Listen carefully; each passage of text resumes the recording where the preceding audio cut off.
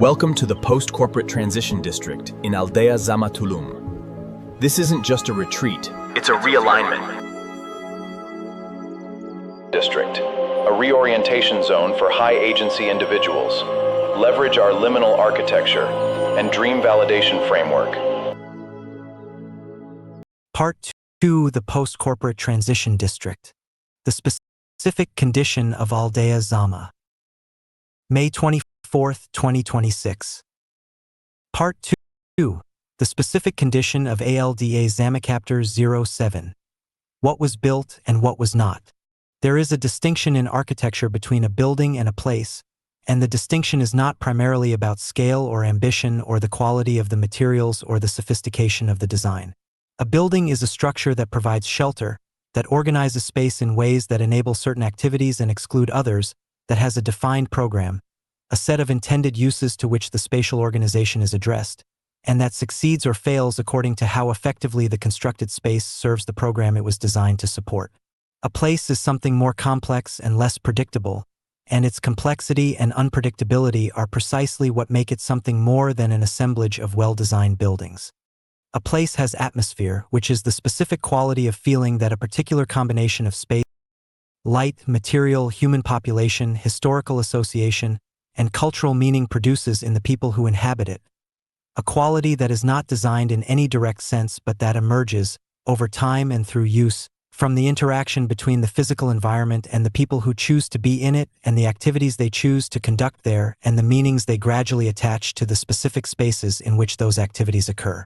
A place has memory, not the archival kind that can be stored in documents and retrieved on demand, but the embodied kind that lives in the specific corners and thresholds and gathering points of a physical environment and that shapes, subtly and persistently, the behavior and the imagination of everyone who moves through it. A place has an argument, as this handbook described in the previous chapter, an implicit claim about what is possible inside it, what kind of person belongs in it, what kind of life can be built around it. And a place has an organism, the living network of daily activity, social relationship, cultural production, economic exchange, and shared meaning-making that constitutes the actual life of a place as opposed to the physical infrastructure that provides the container for that life. ALDEA ZAMÁ, at the time of this handbook's writing, is an unusually accomplished building that has not yet become a place. That assessment is not a condemnation.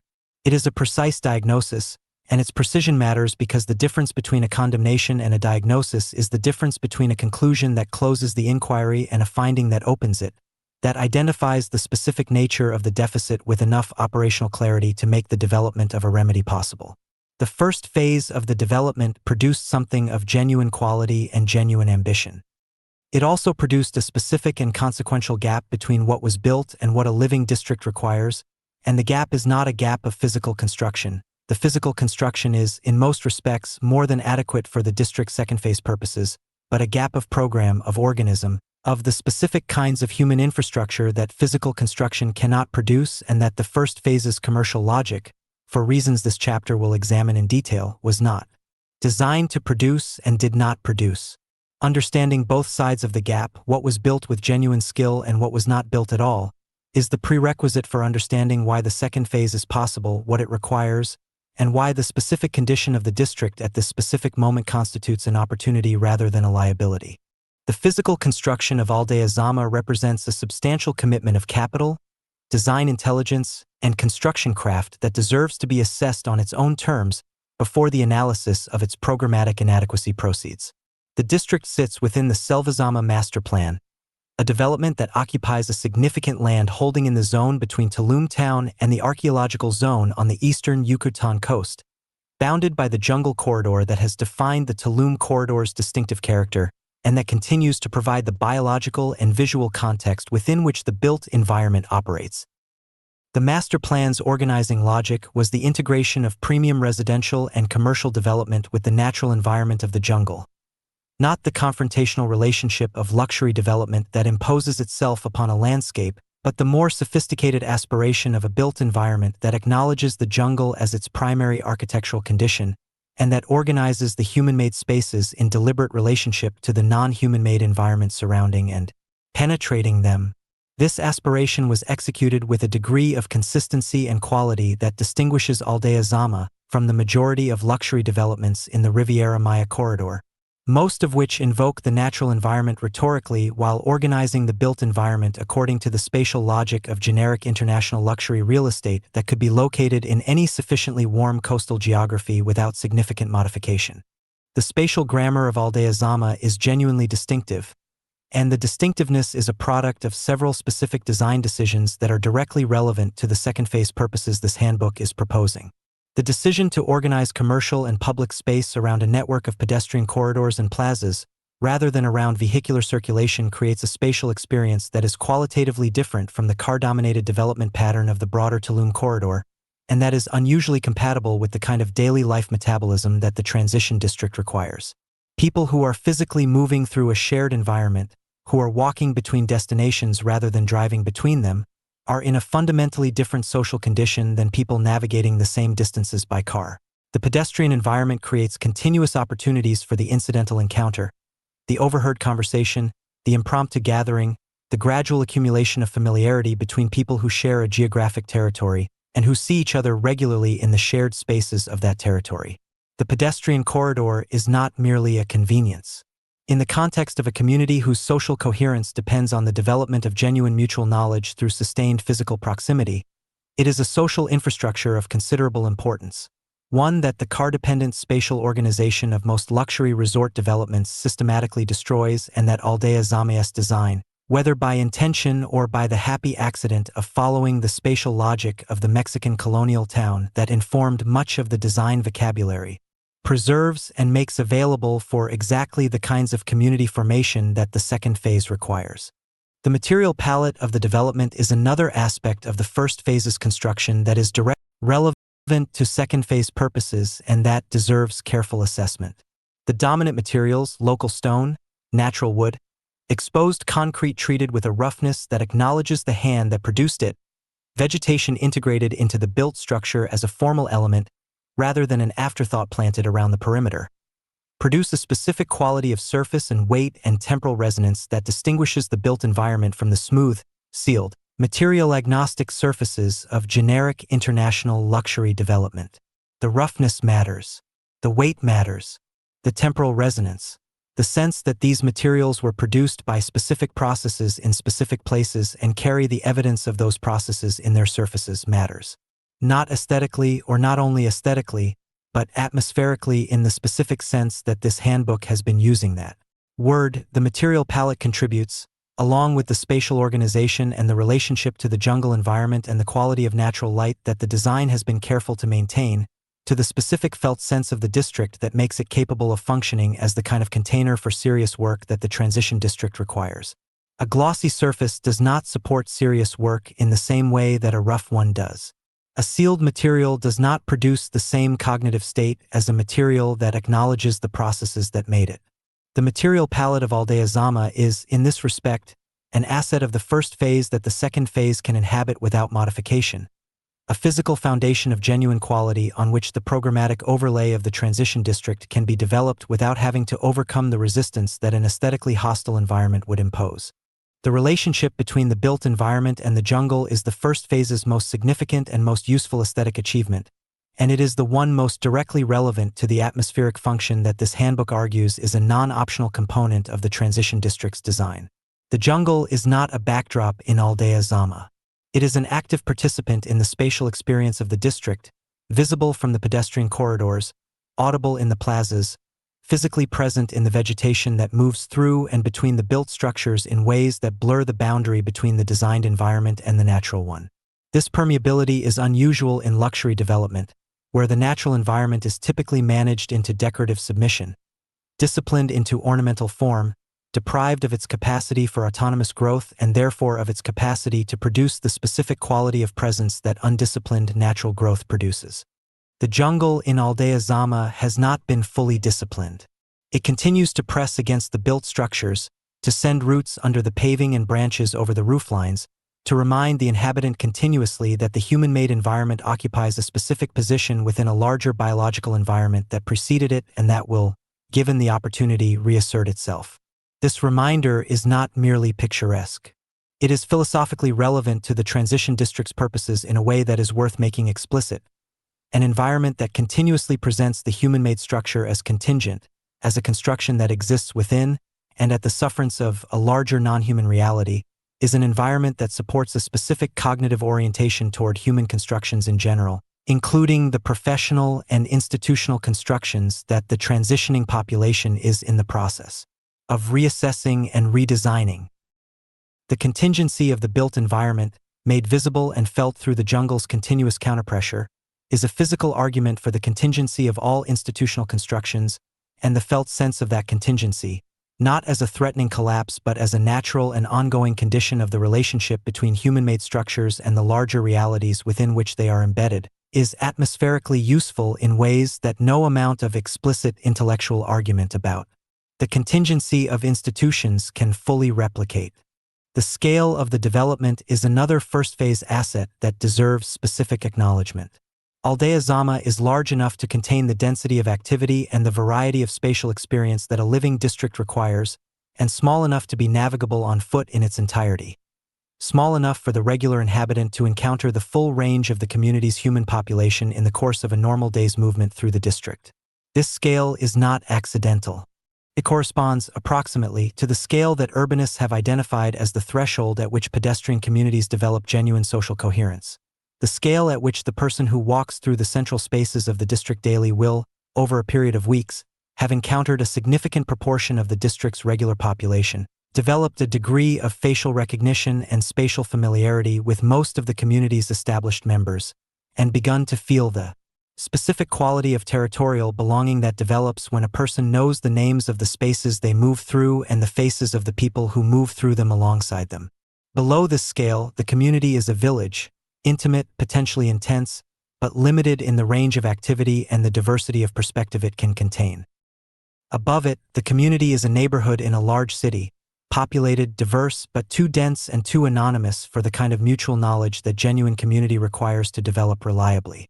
ALDEA ZAMÁ sits in the productive middle, dense enough to generate the social variety that prevents the community from becoming insular, intimate enough to generate the mutual knowledge that prevents the social variety from producing mere anonymity. That is a difficult combination to achieve in a planned development, and the first phase achieved it in physical terms even though it has not yet activated it in social terms. Having assessed the genuine achievements of the first phase's physical construction, it is necessary to be equally precise about what the first phase did not build, and why the absence of these things is not an oversight that can be remedied by adding programs or amenities to the existing structure but a structural consequence of the commercial logic that governed the first phase's development. The commercial logic of the first phase was the logic of premium real estate development operating in a high-growth tourism and lifestyle market. That logic has a specific set of priorities, a specific definition of success, and a specific relationship to the human community that the development is intended to serve, and all three of these specifics are directly relevant to the understanding of why the first phase produced the gap between infrastructure and organism that defines the district's current condition. The priority of premium real estate development is capital appreciation. The development is built to be sold, the residential units, the commercial spaces, the hotel keys, and the measure of the development's success is the degree to which the built environment commands and sustains the premium prices that justify the capital invested in its production. Everything about the design, the marketing, the amenity mix, and the programming of a premium development is organized around the support of this priority. The architectural quality that the previous section described is not, in the first phase's logic, an end in itself. It is an instrument of value creation, a differentiator that justifies the premium pricing and that creates the kind of aspirational atmosphere that attracts the buyers and tenants whose purchasing decisions confirm and extend the development's value proposition. The genuine aesthetic intelligence of the first phase is real, and its relevance to the second phase's purposes is also real. But its original purpose was not the creation of an environment suited to civilizational transition. It was the creation of an environment suited to the production and maintenance of premium real estate value.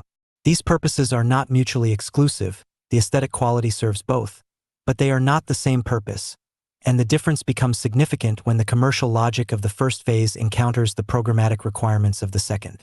The definition of success in premium real estate development is primarily financial and only secondarily social.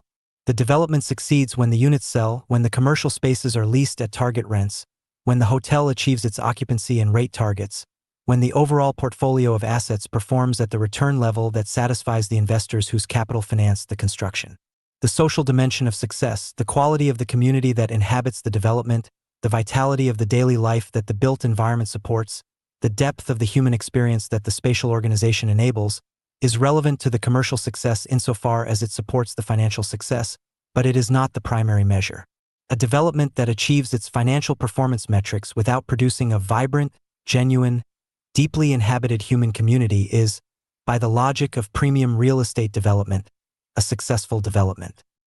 A development that produces a vibrant, genuine, deeply inhabited human community without achieving its financial performance metrics is a failed development. The first phase of ALDEA ZAMÁ was organized according to the first set of priorities and designed to achieve the first definition of success. It did not set out to build a community in the social anthropological sense. It set out to build a premium product that would attract the kind of population whose presence would confirm the premium valuation. The distinction between these two projects, building a community and attracting a confirming population, is the distinction between an organism and a decorative object that resembles an organism. The first phase built the decorative object with considerable skill. The organism is what was not built. The relationship of premium real estate development to the human community it serves is, at its structural core, a relationship of supply to demand rather than a relationship of institution to constituent. The developer provides the physical environment, the apartments, the commercial spaces, the amenities, the aesthetic experience, and the market provides the population that purchases or leases access to that environment. The developer's responsibility ends at the threshold of the physical environment. What the population does inside that environment, how they relate to each other, what culture they produce, what community they build or fail to build, what daily life they construct around the physical infrastructure provided. All of this is the market's problem rather than the developer's. This division of responsibility is the standard operating principle of real estate development at every level of the market, and it is not inherently pathological. For a certain range of development types, the apartment building, the shopping mall, the office park, the division of responsibility produces adequate outcomes because the programs for which those environments are designed do not require the developer to participate in the production of social life in order for the environment to function as intended. The apartment building works as a building, whether or not the residents know each other's names. The shopping mall works as a shopping mall, whether or not the shoppers form genuine community. The office park works as a workspace, whether or not the tenants develop the depth of social relationship that makes genuine community possible. The district does not work in this way. A district, a human settlement with genuine social coherence, a living daily metabolism, a community that produces cultural output and transmits knowledge across generations of arrival and develops the kind of collective identity that gives the place its character over time, requires the developer to be responsible for dimensions of the built environment that the standard real estate development model has no mechanism for addressing. It requires the developer to participate in the construction of the social infrastructure, the programming, the community formation, the cultural production, the governance structures, the initiation culture, that converts a collection of well-designed buildings into a place where the specific kind of human life the buildings were designed to support can actually occur. This participation is structurally alien to the commercial logic of premium real estate development because it does not produce the kind of asset that can be valued on a balance sheet, sold to an investor, or measured against a return target in the time frame that real estate investment typically operates within. The social infrastructure of a genuine community is not an asset in the financial sense. It is an output of the sustained human activity of building relationships, producing culture, transmitting knowledge, and developing the shared meanings that give a place its character. It takes years to produce, cannot be delivered on a construction schedule, and produces returns that are not financial in the first instance and only become financially relevant through the conversion of cultural vitality into real estate premium over time periods that exceed the typical holding period of real estate investment. The first phase of ALDEA ZAMÁ did not build social infrastructure. It could not have built it within the commercial logic that governed its development, and the absence is not a failure of the individuals who developed it. It is a structural consequence of the development model they were operating within. The absence is specific and consequential. What the first phase did not build includes the following elements: each of which is directly relevant to the transition district's second phase requirements, and each of which the second phase must therefore build explicitly rather than assuming the physical environment will generate it organically. The first thing the first phase did not build is a community formation architecture, the specific social infrastructure that converts a population of individuals who share a physical environment into a community of people who know each other, who have developed genuine mutual knowledge through sustained shared experience, who have the kind of accumulated social relationship that makes honest feedback possible, genuine collaboration productive, and the transmission of hard operational knowledge. From experienced practitioners to arriving newcomers reliable. The commercial logic of the first phase anticipated that the market would self-select for a population of compatible individuals who would naturally form community through their shared residence in and use of the premium environment. This anticipation was not unreasonable given the logic of the development model, but it was incorrect in practice because the self-selection mechanism of the real estate market produces a population with shared demographic and economic characteristics rather than shared social ambitions, and the demographic and economic homogeneity of a luxury development's population is not, by itself, sufficient to produce genuine community. The people who purchased and leased in ALDEA ZAMÁ during the first phase shared a general orientation toward premium aesthetics, lifestyle aspiration, and the specific cultural preferences of the post-2015 global professional class. They did not necessarily share the specific social ambitions, the desire to build genuine mutual knowledge, to invest in the community's collective development, to participate in the construction of the social infrastructure that would convert their individual presences into a collective identity that community formation requires. The absence of those shared social ambitions, and of the specific institutional structures that would have channeled them productively even when they existed, meant that the social potential of the first phase's human population was never fully activated. People lived in the district. They consumed its amenities. They used its commercial spaces. They did not, in the main, build the community that the physical environment had the spatial capacity to support. The second thing the first phase did not build is a cultural production infrastructure. The specific combination of spaces, tools, programs, and community practices that enables a human population to produce cultural output, to write, to publish, to exhibit, to perform, to debate, to theorize, to build myth, to develop the shared narrative that gives a community its identity and that makes the community visible and compelling to the world beyond its geographic boundaries. Cultural production is not an amenity that can be provided to a community by a developer. It is an activity that a community undertakes through the sustained, voluntary, intrinsically motivated efforts of its members, organized through the specific institutional forms, the publication, the workshop, the exhibition, the performance, the debate, the salon, the residency, that give the individual's cultural impulse a social form and a public dimension. The first phase provided no infrastructure of this kind. The yoga studio and the wellness spa and the rooftop bar and the curated retail concept are not cultural production infrastructure. They are cultural consumption infrastructure, environments and amenities through which the population accesses experiences rather than produces them. The distinction matters enormously for the second phase, because a community that consumes culture is a community of audience members, while a community that produces culture is a community of agents, people whose collective cultural output becomes the primary vehicle through which the community constructs and expresses its identity, and through which the community becomes visible and consequential to the world beyond its physical boundaries. The third thing the first phase did not build is an economic architecture appropriate to a genuine community rather than a luxury consumer market. The commercial spaces of ALDEA ZAMÁ were leased according to the logic of retail and hospitality real estate, to the tenants who could pay the target rents and whose businesses were compatible with the premium environment the development was positioning.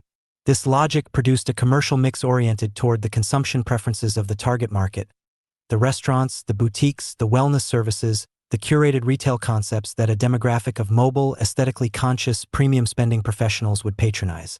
It did not produce the economic infrastructure that a genuine community requires to sustain itself over time. The productive businesses, the knowledge services, the creative enterprises, the educational institutions, the community-serving retail, the small-scale manufacturing, the local services that address the practical needs of a resident population rather than the aspirational preferences of a consumer population. The result is a commercial district that works well as a tourism and lifestyle amenity zone, and that does not function adequately as the economic core of a genuine community. because the businesses it contains are optimized to extract value from the population that passes through rather than to generate value for the population that stays. The fourth thing the first phase did not build is a temporal infrastructure, the specific programming, rhythms, rituals, and seasonal patterns that give a community's life its metabolism. Every genuine community has a metabolism, a pattern of daily, weekly, monthly, and annual activity that structures time collectively, that creates shared anticipation of recurring events, that gives the individual member a sense of being part of a community that is moving through time rather than simply occupying a place in space. The transition district's weekly metabolism, the Monday briefings, the Tuesday production sessions, the Wednesday myth-making, the Thursday transition dinners, the Friday reality tests, the Saturday atmospheric nights, the Sunday integration, is precisely this kind of temporal infrastructure, deliberately designed and explicitly programmed. The first phase produced no equivalent. The commercial and amenity programming of the development was organized around the logic of hospitality service delivery rather than community metabolism, around the provision of experiences when the consumer wanted them rather than around the establishment of rhythms that the community would develop a shared relationship to over time. The result is a temporal experience of the district that is organized around individual preference and individual schedule rather than collective rhythm and collective time, which means that the district's population, however spatially proximate, was never synchronized in the way that genuine community requires, never moving through time together in ways that create the shared reference points, the collective memory, and the anticipatory orientation toward shared future events that give a community its sense of coherence across time rather than merely across space. The fifth thing the first phase did not build, and perhaps the most consequential absence for the second phase's purposes, is a myth, a shared narrative that gives the community its identity, its self-understanding, its relationship to the world beyond its physical boundaries, and its sense of its own significance and trajectory. Every durable human community has a myth in this anthropological sense. Not a fiction, but a story about who the community is, where it came from, what it is for, what it values and why, and what it is moving toward. The myth is the community's primary identity infrastructure, and its absence produces a specific and recognizable condition in the communities that lack it. The condition of a human settlement that has spatial coherence without social coherence, that has population density without community density, that has genuine physical quality without the intangible quality that converts physical excellence into the kind of place that people feel compelled to belong to and committed to contributing to. The first phase of ALDEA ZAMÁ built a premium environment with a marketing narrative, a description of the lifestyle and the aspirational identity that purchase or tenancy in the development would provide, but not a community myth. The marketing narrative and the community myth are fundamentally different things. The marketing narrative addresses potential buyers and tenants in their capacity as consumers making purchasing decisions. The community myth addresses residents in their capacity as members of a collective identity that is larger than any individual's purchasing decision and that makes claims on the individual's loyalty, participation, and contribution that consumer relationships do not. The marketing narrative of ALDEA ZAMÁ's first phase was sophisticated and well executed. It attracted the target market with considerable effectiveness during the period when the conditions that the marketing narrative described, the premium lifestyle, the aesthetic distinction, the aspirational community, seemed both available and durable. When those conditions changed, the marketing narrative had no resources for adaptation, because a marketing narrative that addresses people as consumers has no mechanism for asking them, as community members, to invest in the community's collective response to changed conditions. The myth is what would have provided that mechanism. The myth is what the first phase did not produce. The sixth thing the first phase did not build is a governance structure, the specific institutional forms through which the community makes collective decisions, resolves collective conflicts, allocates collective resources, and maintains the standards and the culture that define the community's identity over time. This absence is less visible than the absences of cultural production infrastructure and myth, because the lack of a governance structure does not immediately produce a visible deficit in the way that the lack of cultural programming does.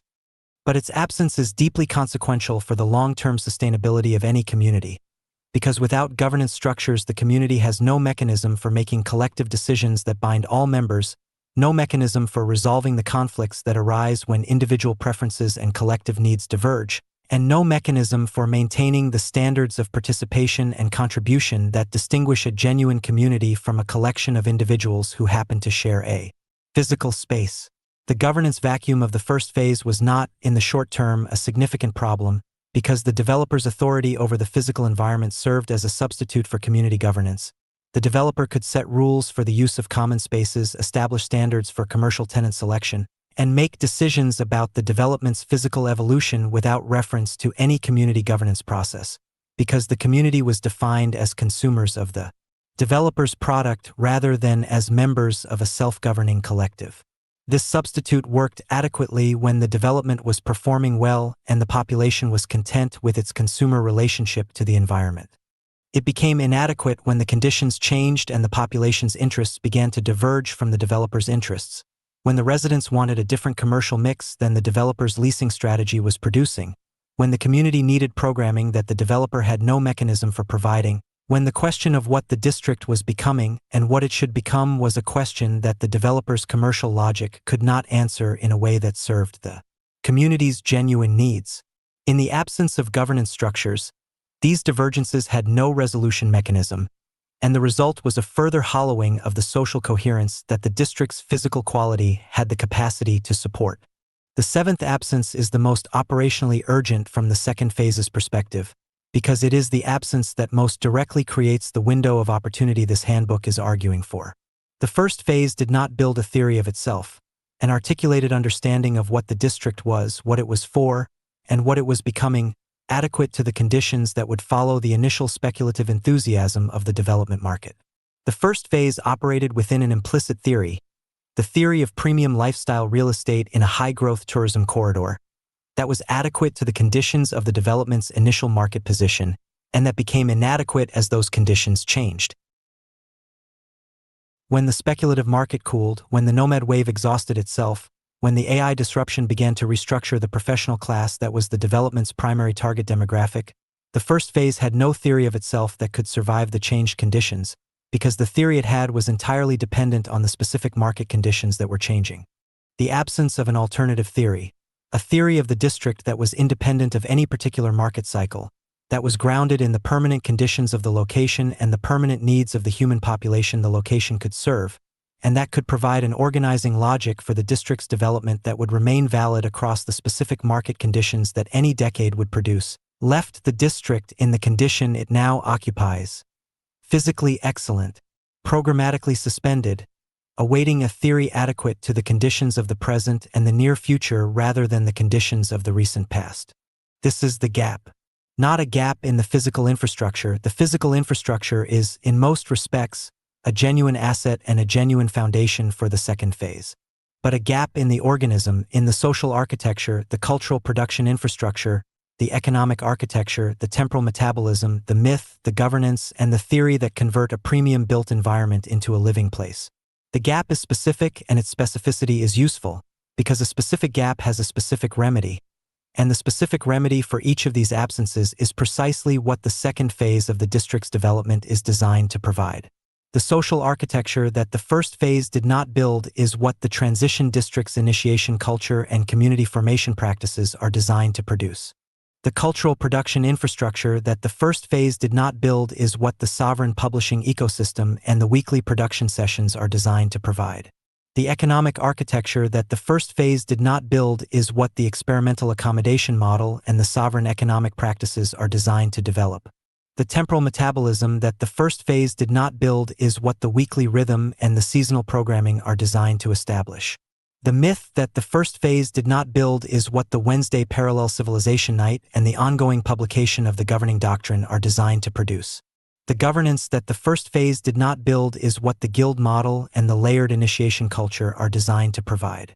And the theory of itself that the first phase did not build is precisely this handbook, the articulation of what the district is, what it is for, and what it is becoming in language precise enough to be operationally useful and vivid enough to be culturally compelling.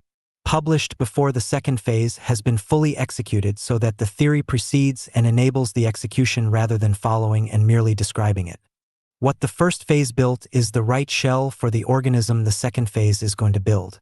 The spatial grammar, the material quality, the pedestrian connectivity, the scale, the relationship to the jungle, the aesthetic coherence, the symbolic recognition that ALDEA ZAMÁ commands among the class of people who will constitute the transition district's founding cohort. All of this is the physical foundation of the second phase, and it is a foundation of real quality that the second phase can build on without having to overcome the drag of an aesthetically inadequate or spatially dysfunctional built environment. The physical environment is not the problem. It is one of the most important assets. The problem is everything that the physical environment cannot provide and that the commercial logic of the first phase was not designed to provide, and the second phase's entire design is organized around the explicit, deliberate, operationally specific provision of exactly what is missing. The shell is sound. The organism is what comes next. And the organism, unlike the shell, cannot be built by a developer according to a construction schedule. It can only be grown by the specific community of people whose convergence in this specific place at this specific moment constitutes the founding act of the civilization the district is being built to prototype. The founding act has begun. The people who form the nucleus of the founding cohort are already in the district, already forming the relationships and the practices and the informal versions of the programming that this handbook proposes to make formal and explicit and scalable. They are doing this without the benefit of a coherent theory of what they are building, without the institutional support of the district's property stakeholders, and without the resources that a formalized second phase program would provide. That they are doing it anyway, that the organism is beginning to grow inside the shell even in the absence of the conditions that would accelerate its growth, is the most powerful evidence available that the gap between what was built and what is needed is not a gap that requires starting from scratch. It is a gap that requires the recognition, the naming, the institutionalization, and the resourcing of what is already in its informal and embryonic form beginning to happen. The first phase built more than it knew. The second phase begins not in an empty space but in a space where the first green shoots of the organism the district needs are already pressing upward through the surface of the premium lifestyle development that the first phase produced, the way the jungle presses against the stone walls of the plazas, the way life always presses against the structures that were built without fully accounting for its insistence on finding its own form. Part 2. The specific condition of ALDEA ZAMÁ Chapter 08. Liminal architecture as strategic condition. The word liminal derives from the Latin limen, meaning threshold, the physical element of a doorway that marks the boundary between one space and another, between the outside and the inside, between the world one is leaving and the world one is entering. The threshold is not a space in the conventional sense. It is the point at which one space ends and another begins, and the person standing on a threshold is, for the duration of the crossing, in neither space fully, not yet arrived in the space ahead, no longer fully in the space behind. The threshold state is inherently transient in the architecture of individual buildings. You cross the threshold and you are inside, and the between state of the crossing resolves itself almost immediately into the definite condition of having arrived. But the threshold state can persist, and when it persists in a human settlement rather than resolving into the definite condition of completion in either direction, it produces a specific atmospheric and psychological condition that the anthropologist Arnold van Gennep first identified in his analysis of rites of passage, and that Victor Turner elaborated into one of the most productive conceptual frameworks in the social sciences. The liminal phase, the between time, the state of being betwixt, and between all the fixed points of a social structure, subject to none of its rules and available for redefinition in ways that the fixed points are not.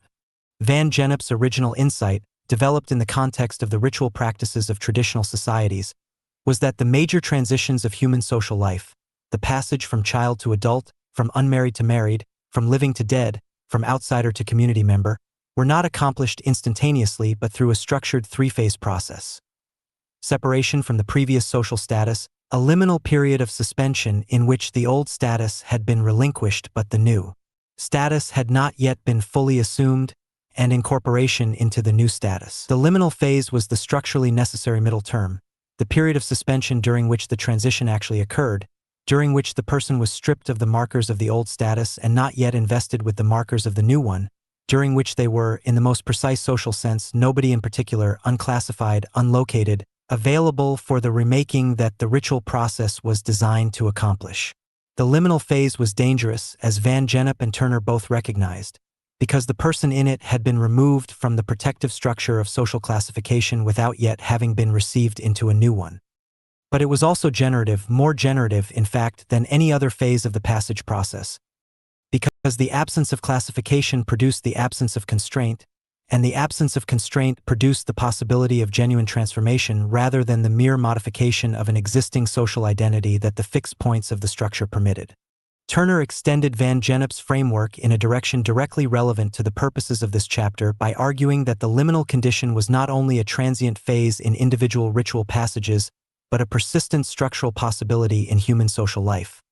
A condition that certain spaces, certain communities, and certain historical moments produced not as a temporary between state on the way to a resolved new condition, but as a sustained atmospheric quality that had its own specific social functions and its own specific human importance. Turner called the sustained version of the liminal condition liminoid, retaining the essential qualities of the liminal while being freed from the specific ritual context that Van Gennep's original analysis had required. And he argued that the liminoid spaces and times of complex societies performed, for those societies, functions that were directly analogous to the liminal phases of traditional ritual. They provided the conditions under which the existing social structure could be questioned, experimented with, partially dissolved, and reimagined in ways that the fixed points of the structure itself did not permit. The theater, the carnival, the art exhibition, the university campus, the bohemian quarter of a city, the festival, all of these were, in Turner's analysis, liminoid spaces. Spaces poised outside the full authority of the social structure, available for forms of social experimentation and identity play that the structure's fixed points would not tolerate, and therefore performing the essential social function of providing a space in which the structure could be imaginatively reworked before the reworking could be practically achieved. What Turner did not analyze in detail, because the phenomenon he was describing was not yet visible at the scale and in the specific form it now takes, is the liminoid quality of built environments that have passed through a completed phase of their development and entered a period of suspension between the logic of that completed phase and the logic of a successor phase that has not yet been identified or implemented. This is a specific and historically unusual condition of built environments, a condition that the cycles of speculative real estate development, urban transition, and economic restructuring characteristic of the late capitalist city produce with increasing frequency, and that the existing conceptual vocabulary for built environments is poorly equipped to describe, because the vocabulary of real estate and urban planning has been developed in the context of environments that are either in development, in stable occupation, or in decline, and the environment that is in none of these three states, that is in the specifically liminal condition of having passed through a completed development phase and not yet entered either stable occupation or decline, does not fit neatly into any of the categories the vocabulary provides. It is not a distressed asset. It is not an underperforming market. It is not in need of renovation or demolition or redevelopment in the sense that any of those words typically implies. It is in a state that has no adequate name in the vocabulary of real estate, which is part of why it is so consistently mischaracterized by the stakeholders who are responsible for it and whose mischaracterization produces responses: the desperate leasing, the promotional discounting, the aesthetic dilution of the premium environment through the introduction of tenants whose presence confirms rather than reverses the perception of decline, that convert the liminal condition's strategic potential into a confirmed liability faster than any alternative response would. ALDEA ZAMÁ is in this condition. It has passed through the first phase of its development, the speculative premium lifestyle development that the preceding chapter assessed in detail, and it has not yet entered either stable second phase occupation or the kind of decline that would represent the definitive failure of the development's long-term potential. It is suspended between these outcomes, in a condition of genuine liminality that is simultaneously uncomfortable for the stakeholders who are managing it according to the logic of the first phase and extraordinarily productive for the purposes of the second phase that this handbook is proposing. The discomfort and the productivity arise from the same source: the absence of a resolved identity. The district knows what it was: the premium lifestyle development of the speculative Tulum corridor, the aspirational residential and commercial environment for the globally mobile professional class that the nomad wave was producing, and it does not yet know what it is becoming. That not yet knowing is the discomfort. That not yet knowing is also the strategic asset, and the understanding of why the not yet knowing is an asset rather than a liability is the central argument of this chapter. The strategic value of liminal architecture, of the built environment in the condition of suspended identity between a completed first phase and an undetermined second, operates through several distinct mechanisms that are worth examining individually before the synthesis of their combined effect is drawn. The first of these mechanisms is what might be called the availability of meaning. In any built environment that has a resolved and fully activated identity, that is operating fully within the logic of its intended program, fully occupied by its intended population, fully saturated with the cultural associations of its established use, the introduction of a substantially different program meets significant resistance because the existing identity of the place makes powerful claims on the imagination of anyone who encounters it. The established identity of the place filters the perceptions of visitors and residents alike, making certain uses visible as natural and appropriate and making other uses invisible as foreign and inappropriate, not through any explicit exclusion but through the ambient authority of the established pattern, the sense that this is what the place is for, and that therefore proposals for different uses are proposals against the nature of the place rather than proposals for the development of its potential. A fully activated luxury lifestyle development communicates, through every surface and every service and every element of its human population, that it is a luxury lifestyle development, that the appropriate use is luxury lifestyle consumption, that the appropriate inhabitants are luxury lifestyle consumers, and that any proposed alternative use is a departure from what the place fundamentally is. The liminal environment makes no such communication, because the liminal environment has not yet resolved its identity into a form sufficiently stable and sufficiently saturated to produce the ambient authority of the established pattern. Its surfaces are available. Its spaces are open to redefinition. Its identity is genuinely in process, which means that the proposal of a substantially different program does not meet the resistance of the established pattern. It meets, instead, the receptivity of the not yet established one. The liminal environment is, in the most precise operational sense, available for the meaning that the second phase will give it. That availability is not a default condition of built environments. It is a specific and rare condition that the liminal state produces and that no amount of deliberate design for the second phase could replicate if the first phase had fully saturated the district's identity rather than leaving it in the condition of productive suspension it currently occupies. The second mechanism is the atmospheric production of psychological permission. This mechanism operates at a level that is more difficult to articulate precisely than the availability of meaning, because it operates not through the explicit logic of identity and program but through the felt sense of a place, the specific quality of the atmosphere that the liminal built environment produces in the people who move through it, and the specific psychological effects that this quality of atmosphere generates. The liminal environment, the built environment that is suspended between a completed phase and an undetermined successor, produces a distinctive atmospheric quality that can be described approximately as follows. The sense of something paused, of a story interrupted at a point that has not yet been resolved, of a future that was anticipated but that has not arrived in the form that was anticipated, of spaces that were made for a life that has not fully materialized in them. This atmospheric quality is not comfortable in the conventional sense. It lacks the reassurance of the fully activated environment, the confirmation that the place is doing what it was designed to do and that one's presence in it is appropriate and expected. But it produces, in place of that reassurance, something that is more useful for the purposes of the transitioning person. The specific psychological permission to be uncertain, to be between identities, to be in process rather than in completion, without that in-process condition being experienced as failure or inadequacy. The liminal built environment gives the transitioning person permission, through the ambient evidence of the place's own in-process condition, to be in their own in-process condition without shame. The place does not know exactly what it is yet, either. The place is also working it out. The solidarity of that shared not yet knowing is not trivial.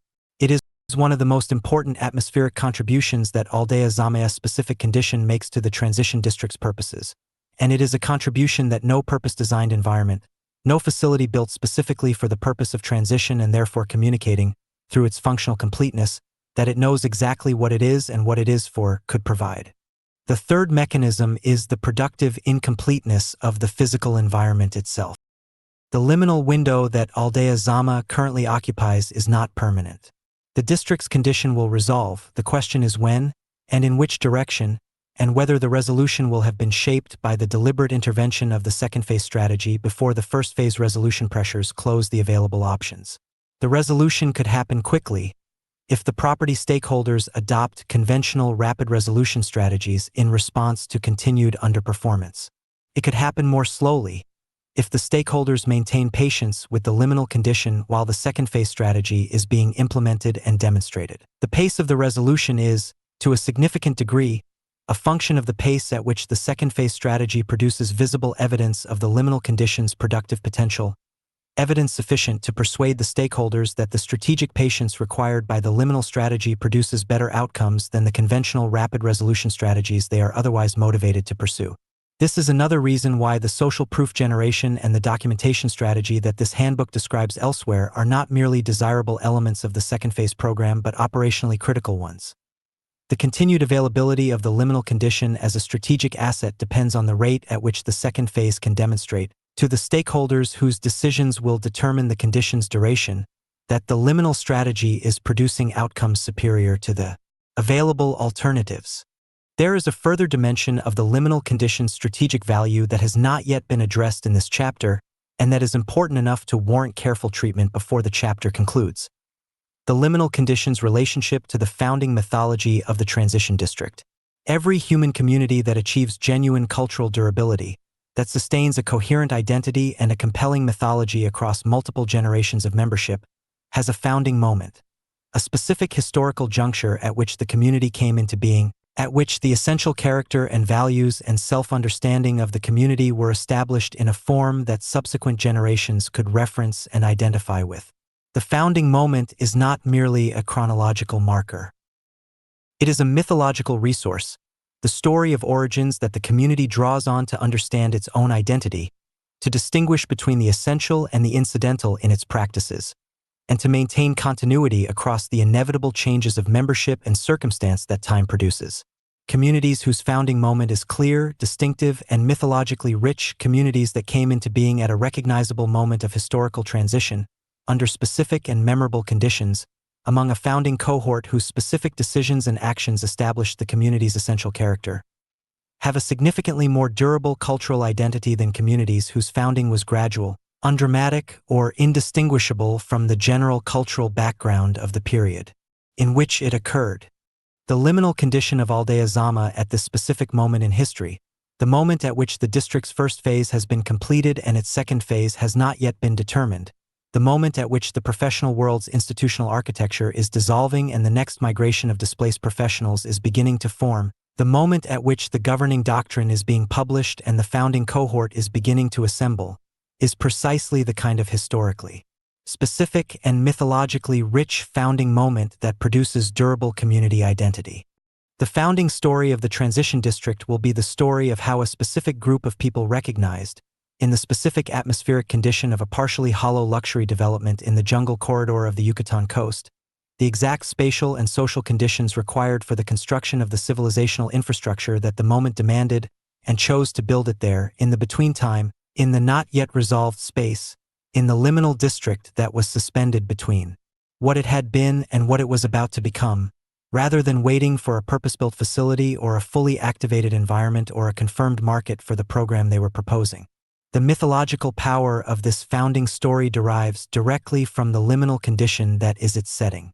A founding story that begins in a fully activated, fully resolved, purpose-designed facility communicates, at the mythological level, that the founders required favorable conditions before they were willing to act, that they waited for the environment to be ready rather than recognizing, in the imperfect and suspended and genuinely uncertain conditions of the liminal district, the specific fitness of those conditions for the specific project they were undertaking.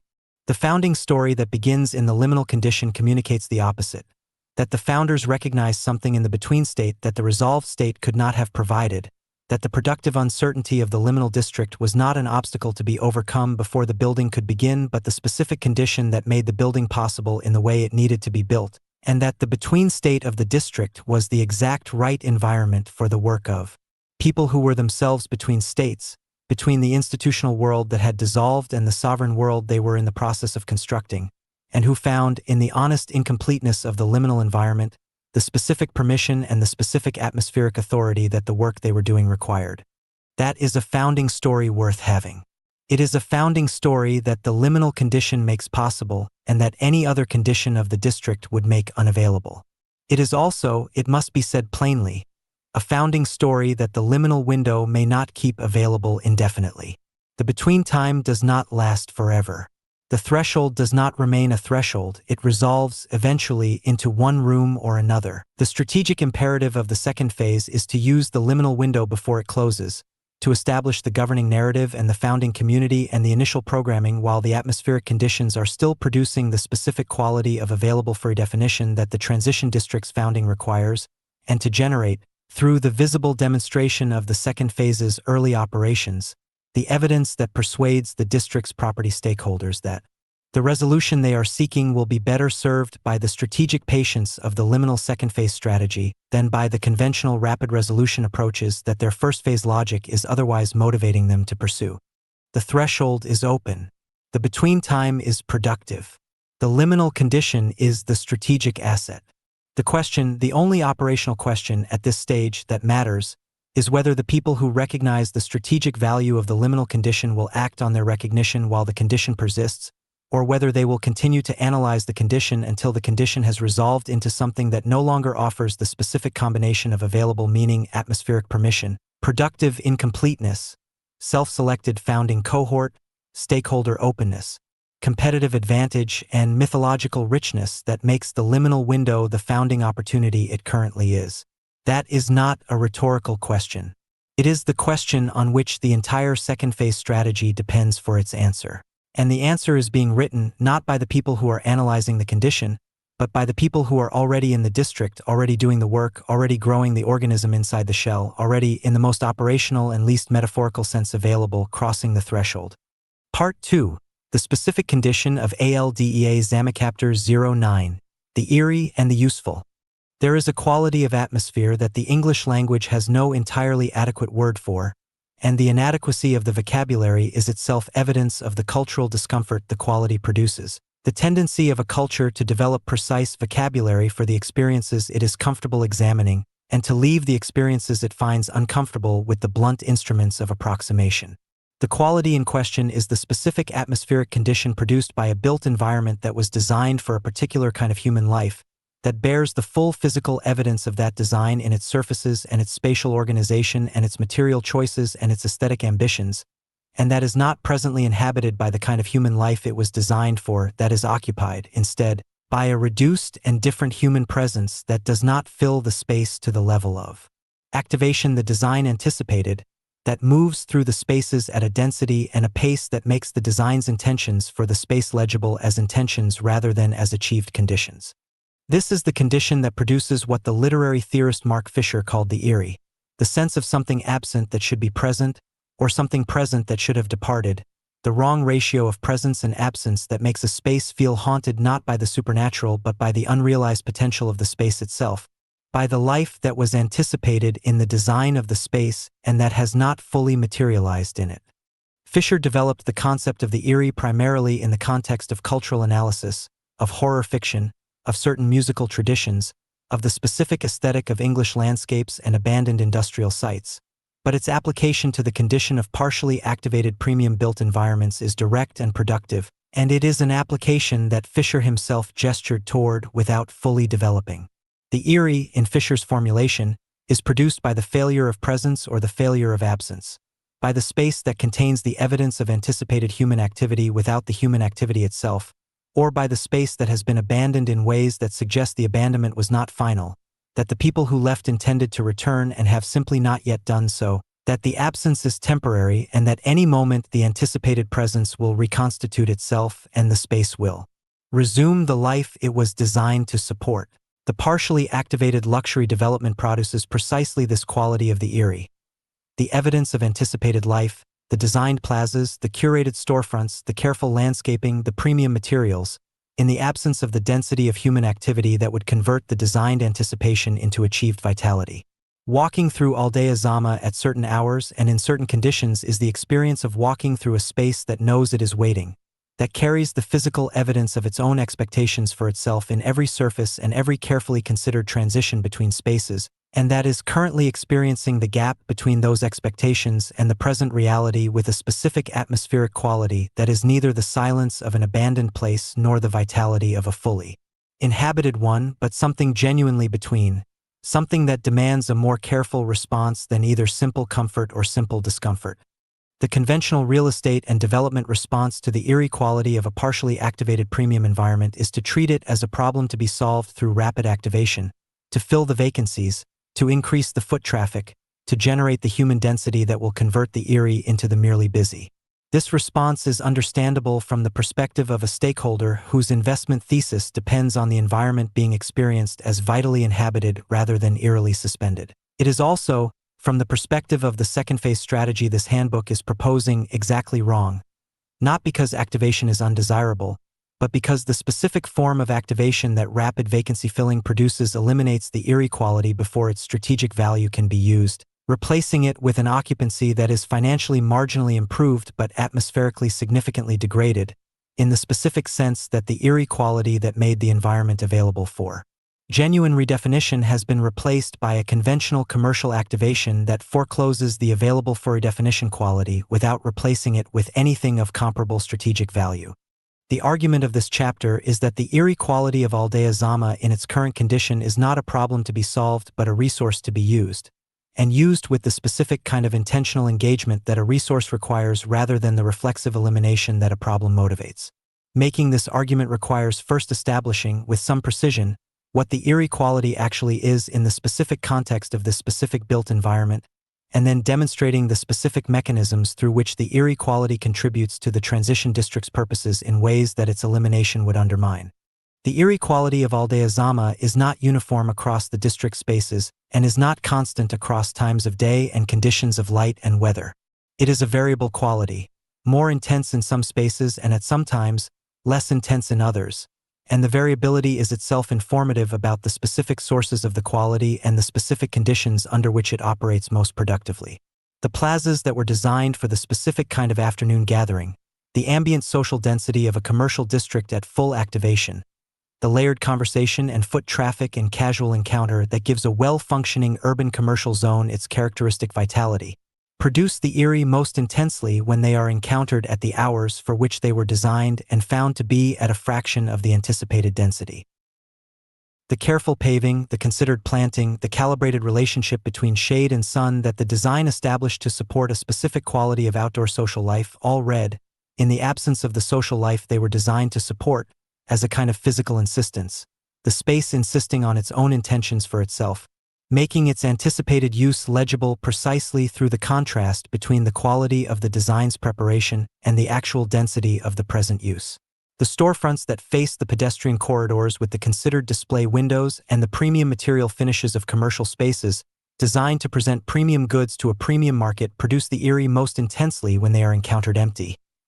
The display window that frames nothing, the threshold that leads to a space prepared for a retail program that has not materialized, the surface that announces its commercial intention through its quality while the interior behind it announces the absence of the commerce it anticipated.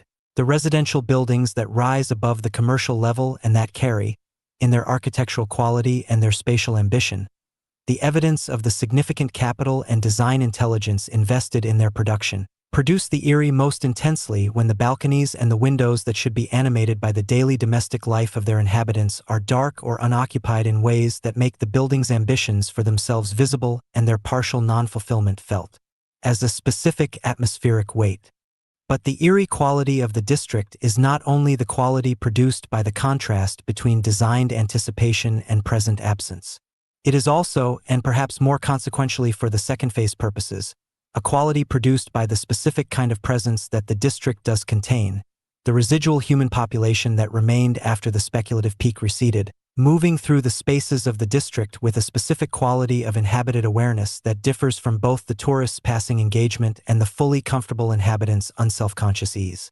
The people who remain in ALDEA ZAMÁ in its current condition are people who are aware of the gap between the district's potential and its present reality, who carry, in their daily movement through the district spaces, a specific double consciousness, the knowledge of what the space was designed for and the experience of the space as it currently is. This double consciousness produces a specific quality of presence, more attentive, more deliberate, more aware of the space itself rather than merely using the space as an unconscious context for other activities, that contributes to the district's overall atmospheric character in ways that are difficult to describe precisely but that are immediately perceptible to the arriving person with sufficient sensitivity to the atmospheric qualities of built environments. The people in the district are not comfortable in the way that the people in a fully activated environment are comfortable. They are comfortable in a different way, the way of people who have chosen to be in a place that is not yet fully itself, who have made peace with the in-process quality of their environment and who relate to it with a specific engaged patience that is itself a form of atmospheric contribution, a quality of human presence that adds to the district's eerie atmosphere rather than simply occupying the space the atmosphere fills.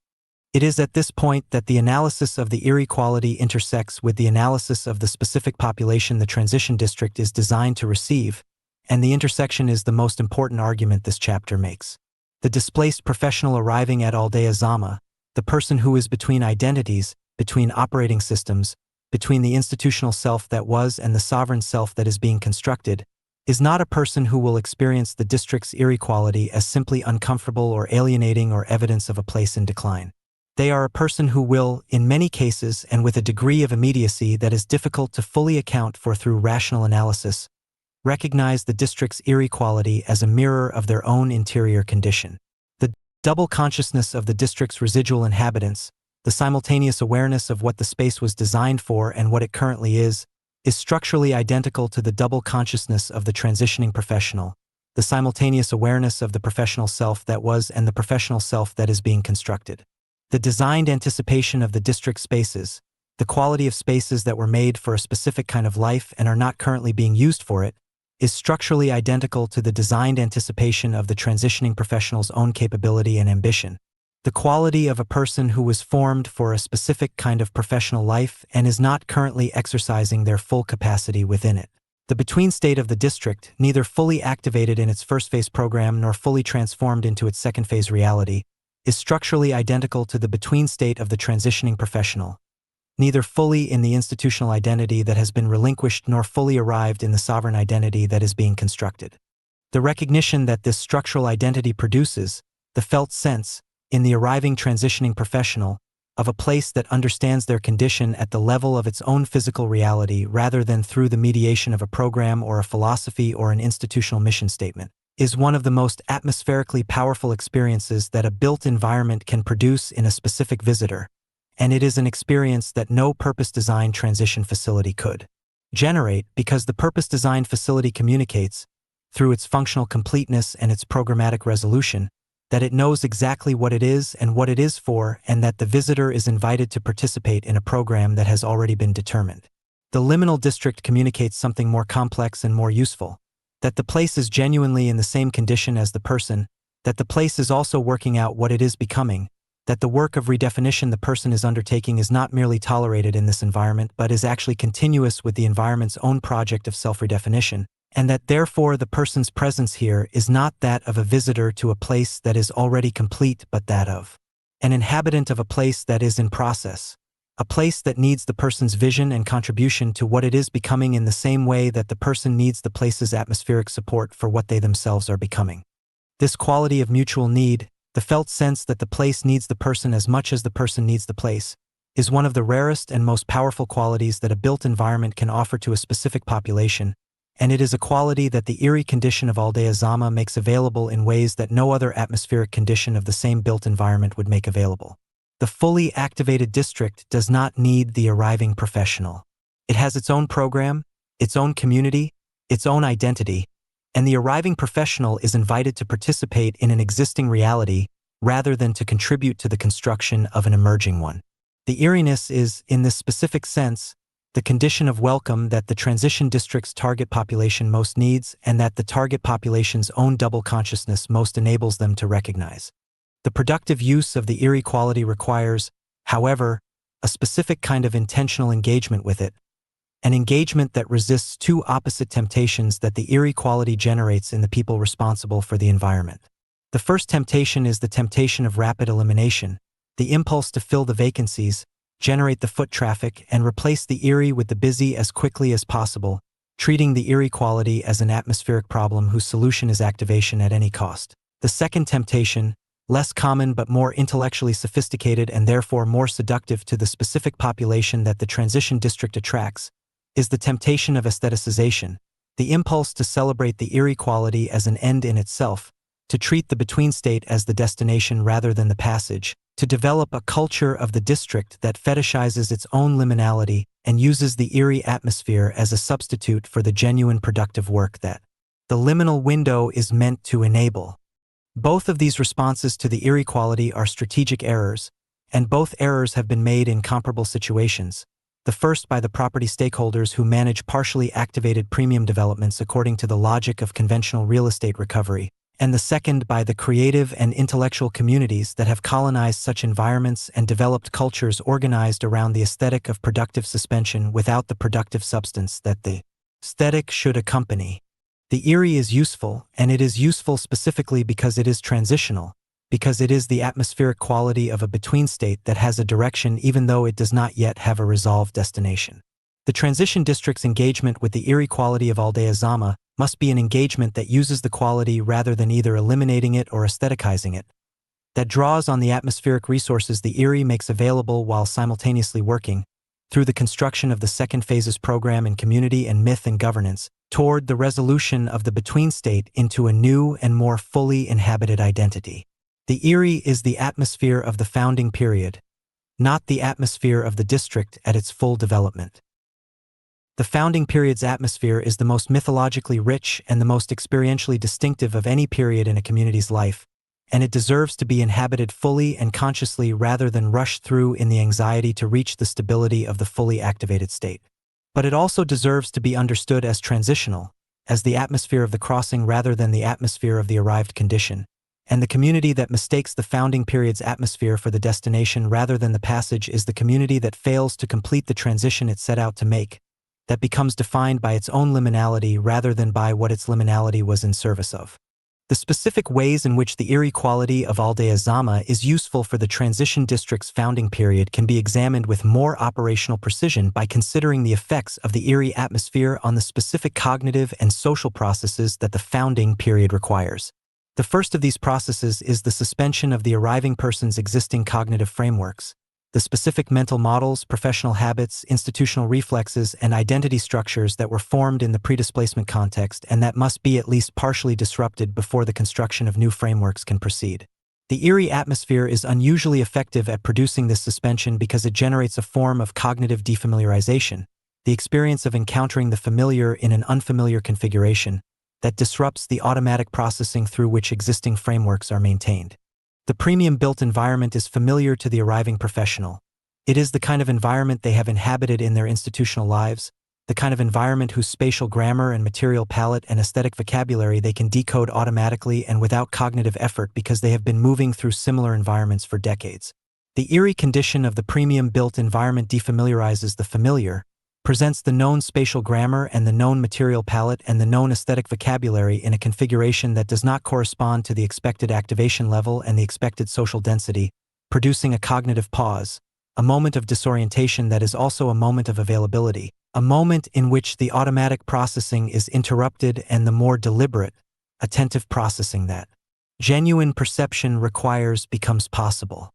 This cognitive pause is the specific contribution of the Erie atmosphere to the transition process, and it is a contribution that the fully activated environment cannot make because the fully activated environment provides exactly the cognitive continuity that the automatic processing maintains, and the declined environment cannot make because the declined environment generates not cognitive pause but cognitive closure, the sense of a finished story rather than an interrupted one. The second process that the Erie atmosphere supports is the development of what might be called spatial attention, the specific quality of engaged, deliberate, physically grounded awareness of one's environment that is the prerequisite for developing the territorial identity that this handbook argues is one of the most important outputs of the transition district experience.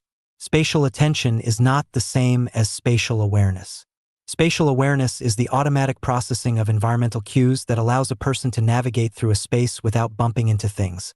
A cognitive function so fundamental and so thoroughly automated that it operates entirely below the threshold of conscious attention in most circumstances. Spatial attention is the deliberate, conscious, aesthetically, and emotionally engaged encounter with the specific qualities of a specific physical environment, the quality of attention that a person brings to a space when the space is presenting itself as something that demands engagement rather than mere navigation.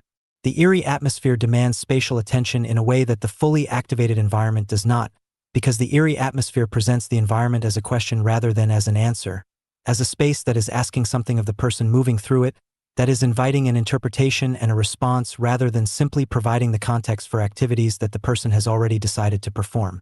The person who walks through the Erie district is not merely moving from one location to another through a background environment. They are moving through a space that is presenting itself as significant, as worth attending to, as carrying a meaning that is not immediately legible but that rewards the attention of a person willing to look carefully.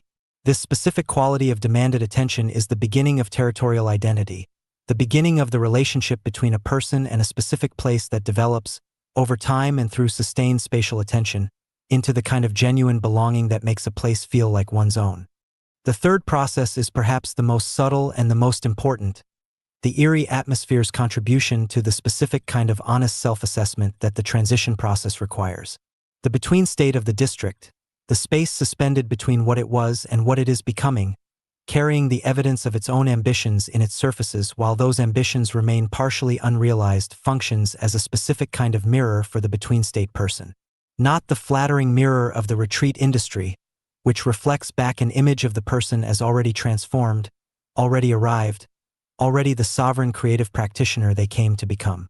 Not the diagnostic mirror of the therapeutic practice, which reflects back an image of the person as a subject of clinical assessment, a pattern of symptoms and deficits to be addressed through a specific treatment protocol.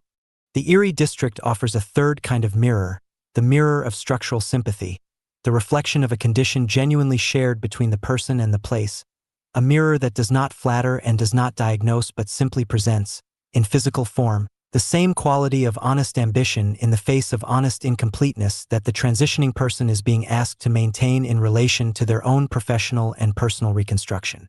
The district is ambitious for itself. The ambition is legible in every surface. The ambition has not yet been fully realized. The district is not embarrassed by the gap between its ambition and its present reality. It simply exists in the gap, honestly, with all the evidence of its ambitions and all the evidence of its present incompleteness visible simultaneously. The transitioning person who is asked to do the same thing, to hold their own ambitions and their own present incompleteness in the same field of consciousness without either abandoning the ambition or pretending to a completion that has not yet been achieved, finds, in the district's atmospheric demonstration of exactly that quality, a specific and unusually useful form of encouragement. Not the encouragement of reassurance, which promises that the gap will close. The encouragement of witnessed honesty, which demonstrates that the gap can be inhabited without shame. The fourth process is the production of collective myth through shared encounter with the eerie. This is the process most relevant to the transition district's long-term cultural sustainability and the one that most directly explains why the founding period's eerie atmosphere is such a rich mythological resource for the community that will be built inside it. Myths are not produced by comfortable people in comfortable circumstances. They are produced by people who are in the between state, who are living through a moment of genuine historical transition, who are making consequential decisions under conditions of genuine uncertainty, whose choices and actions are determining the character of a future that is not yet visible. The eerie atmosphere of the founding period, the between state of the district, the double consciousness of its residual inhabitants, the recognition experience of the arriving transitioning professional, the quality of spatial attention and honest self-assessment that the eerie generates, produces exactly the conditions under which the mythological content of a founding moment is generated. The stories that the founding cohort will tell about this period, the stories that will constitute the transition district's founding mythology, that will be transmitted to subsequent generations of arrivals as the community's account of its own origins and its own essential character, will be stories shaped by the eerie atmosphere of the founding period, by the specific quality of the between time that gave the founding moment its distinctive character and that will distinguish the transition district's founding story from every generic account of a community that was deliberately designed and professionally launched. The eerie is the founding period's primary mythological resource. Every story that begins when we first arrived, the district begins in the eerie condition of the between time, and the vividness and the distinctiveness of the between time specific atmospheric qualities are the vividness and the distinctiveness of the founding mythology that the stories will produce. The fifth process, and the one most immediately relevant to the practical operation of the district in its founding period, is the eerie atmosphere's contribution to the weekly programming's effectiveness. Each element of the district's weekly metabolism, the AI briefings, the sovereign publishing sessions, the parallel civilization nights, the transition dinners, the reality stress tests, the atmosphere nights, the integration Sundays, operates differently and more effectively for the transition district's purposes in the eerie atmosphere of the between time than it would in either the fully activated premium environment or the declined environment.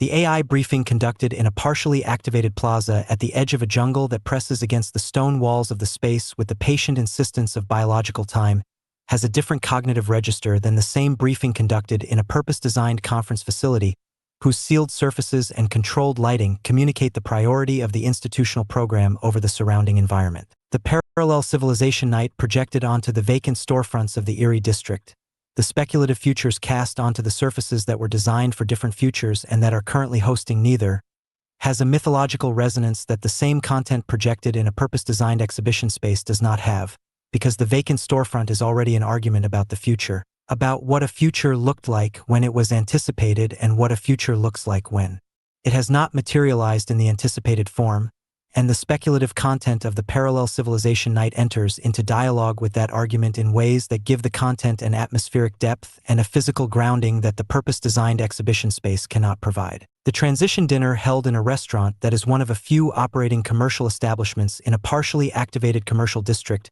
has a different social gravity than the same dinner held in a fully booked restaurant in a fully activated neighborhood.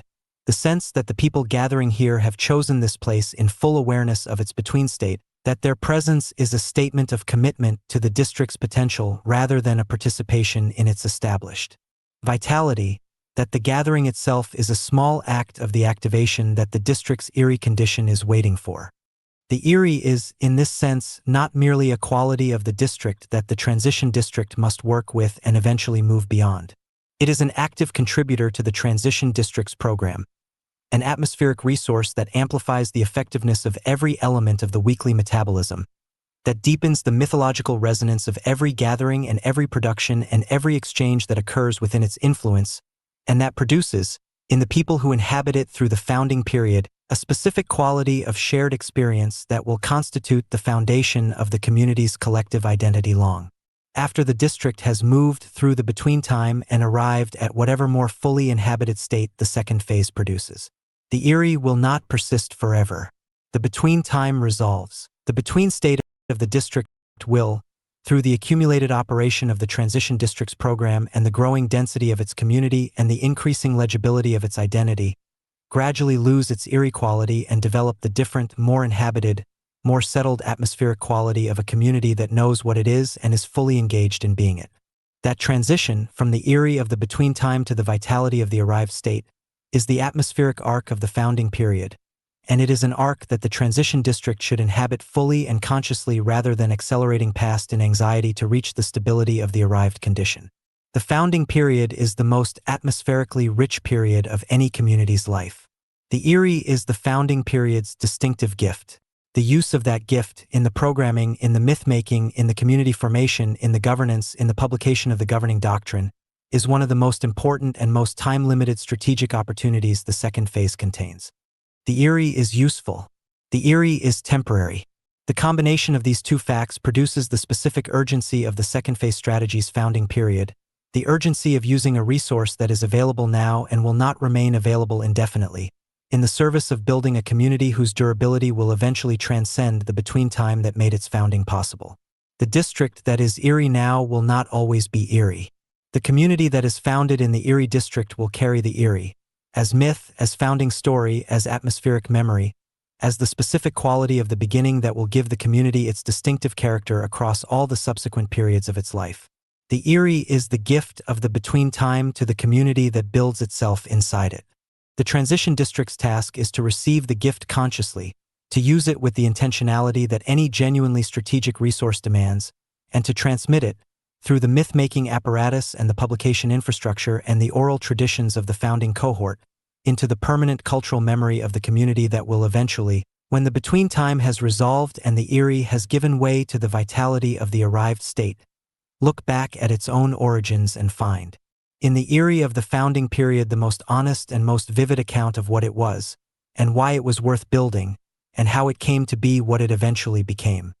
Part 2. The specific condition of ALDEA ZAMÁ Chapter 10. The window and why it closes. Every strategic opportunity has a structure. The structure is not merely the set of conditions that make the opportunity possible, the specific alignment of circumstances, resources, and timing that creates the opening, but also, and inseparably, the set of forces that will eventually dissolve those conditions and close the opening regardless of whether anyone has chosen to move through it. Understanding the structure of an opportunity requires understanding both its enabling conditions and its closing forces simultaneously, because the enabling conditions and the closing forces are, in almost every case, expressions of the same underlying dynamic. The same forces that created the opening are the forces that, having created it, continue in motion and eventually move past the position that made the opening possible. The window opens because something is in motion. The window closes because the motion continues. The strategic question is never whether the window will close, it always will, but whether the people with the capacity to move through it will recognize its specific structure in time to act before the motion that created it carries the enabling conditions past the position in which they produced an opening and into the position in which they produce something else entirely. The window that ALDEA ZAMÁ's specific condition currently presents to the second phase strategy is no exception to this structure. It has enabling conditions and it has closing forces, and both are expressions of the same underlying dynamic.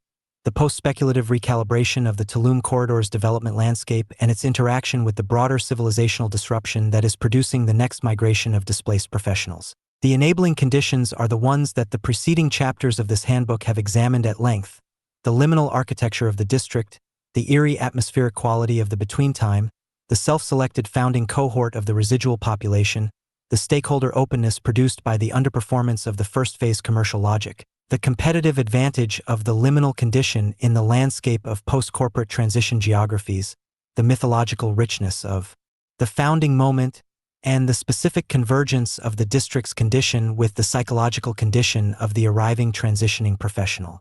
These conditions are real, and they are currently aligned in a configuration that is unusually productive for the second phase's purposes. They are also temporary, and the mechanisms of their termination are not abstract future possibilities but active present forces that are operating on the district's condition continuously and that will, if the second phase strategy does not establish itself within the window they are currently holding open, close that window through processes that are as structural and as impersonal as the processes that opened it. The first and most immediately operative closing force is the conventional real estate recovery logic that governs the property stakeholders' response to the district's underperformance. This closing force has been introduced in previous chapters but deserves more sustained and precise analysis here, because it is the closing force most directly within the influence of the second phase strategy, and therefore the one most important to understand in detail.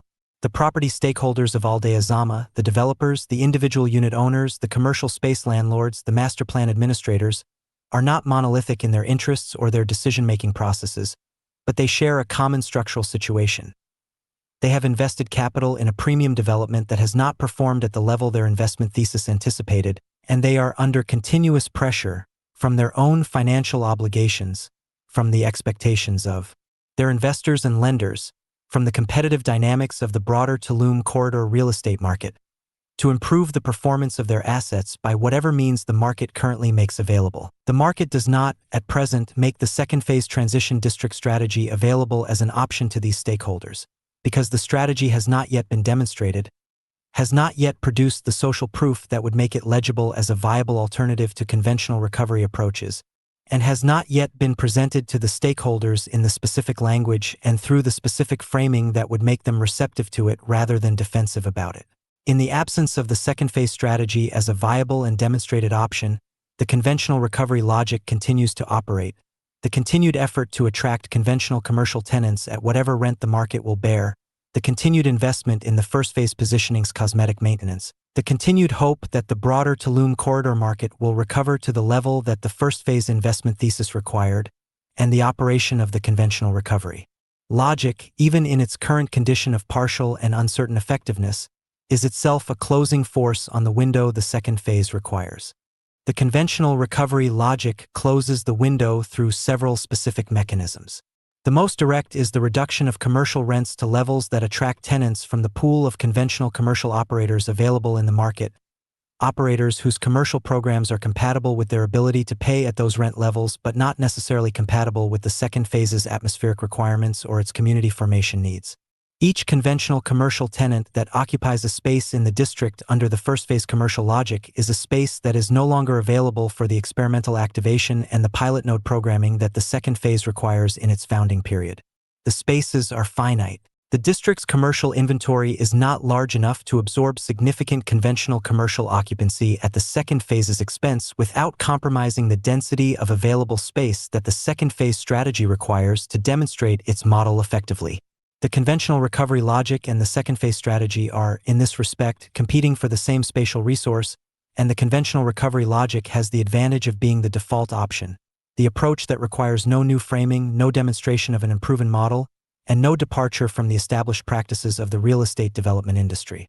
The second phase strategy has the advantage of being better aligned with the district's actual potential and the actual needs of the next migration, but better alignment with potential does not automatically translate into competitive advantage in the contest for spatial resources unless the strategy is visible, legible, and demonstrated quickly enough to intercept the conventional logic before it claims enough of the inventory to make the second phase demonstration unviable. The second mechanism through which the conventional recovery logic closes the window is the gradual restoration of first phase identity through conventional commercial activation. Each conventional commercial tenant that arrives in the district is not merely occupying a space. They are contributing to the reestablishment of the district's identity as a conventional commercial development rather than a liminal environment available for redefinition. The more conventional commercial activation accumulates, the more the district's atmospheric quality shifts from the productive eeriness of the between time toward the settled mediocrity of the partially recovered second-tier luxury development. The specific atmospheric condition that is neither fully premium nor fully alternative, that communicates to the sensitive observer a development that has compromised its original ambitions without replacing them with anything of comparable clarity or conviction, and that produces, in the class of arriving professionals who constitute the second phase's target population, neither the recognition that the eerie between time produces nor the inspiration that a fully developed second phase identity would produce, but the less useful response of a place that is not quite what it was and not yet anything distinctively new. This atmospheric shift, from eerie to mediocre, is a closing force on the window because the eerie is a precondition for the second phase's founding mythology and the mediocre is not. A founding mythology can be built in the eerie, cannot be built in the mediocre.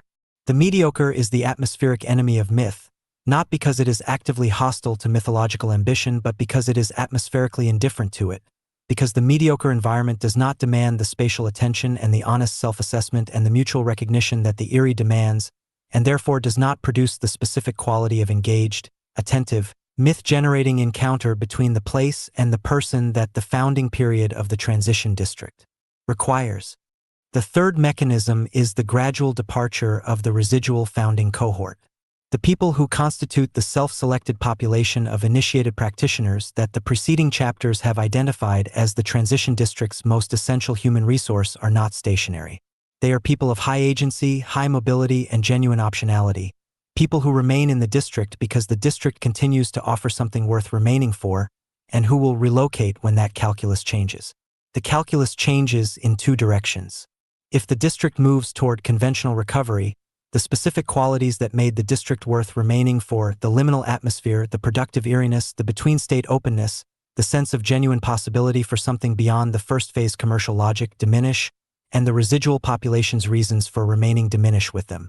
The initiators depart in search of the next liminal geography that offers the same combination of atmospheric resonance and genuine redefinitional possibility, and the founding cohort disperses before the second phase strategy has had the opportunity to organize their knowledge and their commitment and their specific capabilities into the institutional infrastructure that would make their knowledge and commitment durable and transmissible. Alternatively, if the district moves toward the full activation of the second phase too slowly, if the second phase strategy is visible enough to attract the founding cohort's interest and commitment but too slow in producing the institutional structures and the programming and the community formation apparatus that would reward that commitment, the founding cohort also departs, frustrated by the gap between the promise of the second phase and the speed of its practical realization. In both cases, the departure of the founding cohort is an irreversible closing force because the specific combination of people, with their specific accumulated knowledge, their specific capabilities, their specific relationships to each other and to the district, and their specific willingness to commit to the founding period's uncertainties rather than waiting for the second phase to be fully demonstrated before engaging with it, is not a combination that can be reconstructed after dispersal. The founding cohort is available now. Their convergence in this district at this moment is the product of a specific historical alignment of forces that produced this specific gathering of this specific group of people in this specific place. That alignment will not persist indefinitely, and it will not recur on demand once it has dispersed. The second major closing force is the resolution of the broader Tulum corridor real estate market's current period of recalibration. The corridor's market is not static, and the specific conditions of the recalibration period, the post-speculative cooling that produced the liminal conditions across multiple developments in the district and its surrounding geography, are themselves temporary features of a dynamic market that will resolve in one direction or another within a time frame that the second phase strategy must treat as its outer boundary. The resolution of the corridor's market recalibration could take several forms, each of which would close the window in a different way and at a different pace.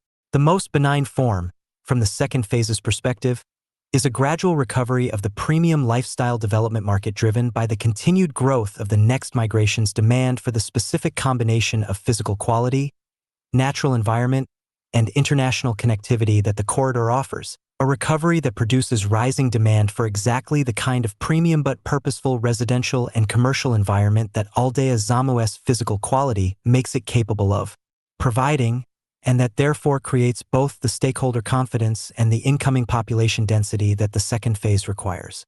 This form of resolution is benign for the second phase because it creates the conditions under which the second phase strategy and the market recovery are mutually reinforcing rather than competing. The transition district's second phase identity attracts the specific class of arriving professionals who constitute both the next migration and the market recovery's primary demand driver, and the market recovery's rising demand validates the second phase strategy's positioning to the stakeholders, whose cooperation the strategy requires. The less benign forms of resolution close the window more completely.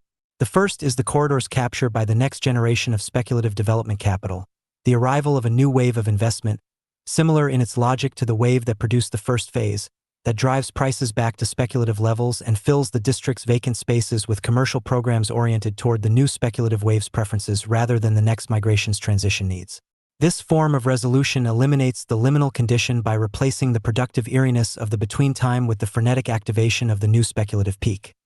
A form of activation that is quantitatively more complete than the current condition but qualitatively incompatible with the second phase's atmospheric requirements, because the speculative energy of a new wave is not the energy of genuine transition but the energy of confident momentum, and the confident momentum of speculative activation closes the between states' atmospheric openness as completely as the eerie between times productive suspension closes the speculative peak's atmospheric confidence. The second less benign form of resolution is the corridor's drift toward a different market segment.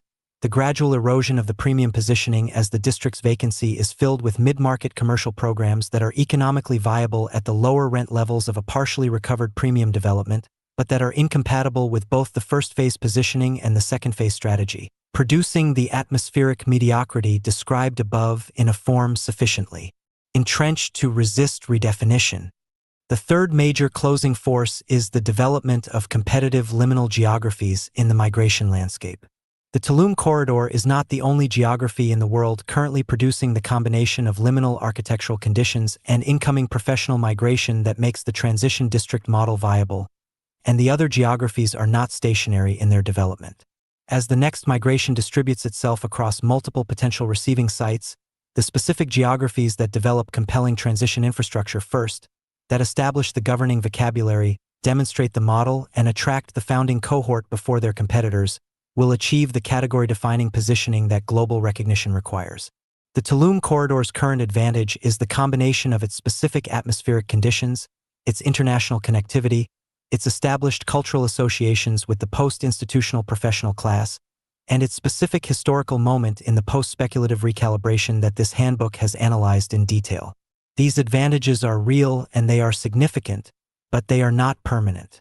The specific combination of conditions that makes the Tulum corridor the most productive site for the transition district's first instantiation is a product of timing as well as geography, and the timing component of the advantage erodes continuously as the other potential receiving sites develop their own transition infrastructure and begin to attract the founding cohorts that will establish their own governing vocabularies and their own mythological resources and their own social proof of the model's viability. The competitive closing force operates through a specific dynamic that deserves careful attention. The first-mover advantage in the transition district model is not primarily a commercial advantage of the kind that first-mover advantage typically describes in product markets. It is not the advantage of capturing market share before competitors can respond, or of establishing distribution relationships that competitors will find difficult to replicate, or of building product features that create switching costs for customers. And the origin story can only belong to one geography, which is the geography where the model was first genuinely instantiated rather than where it was subsequently replicated.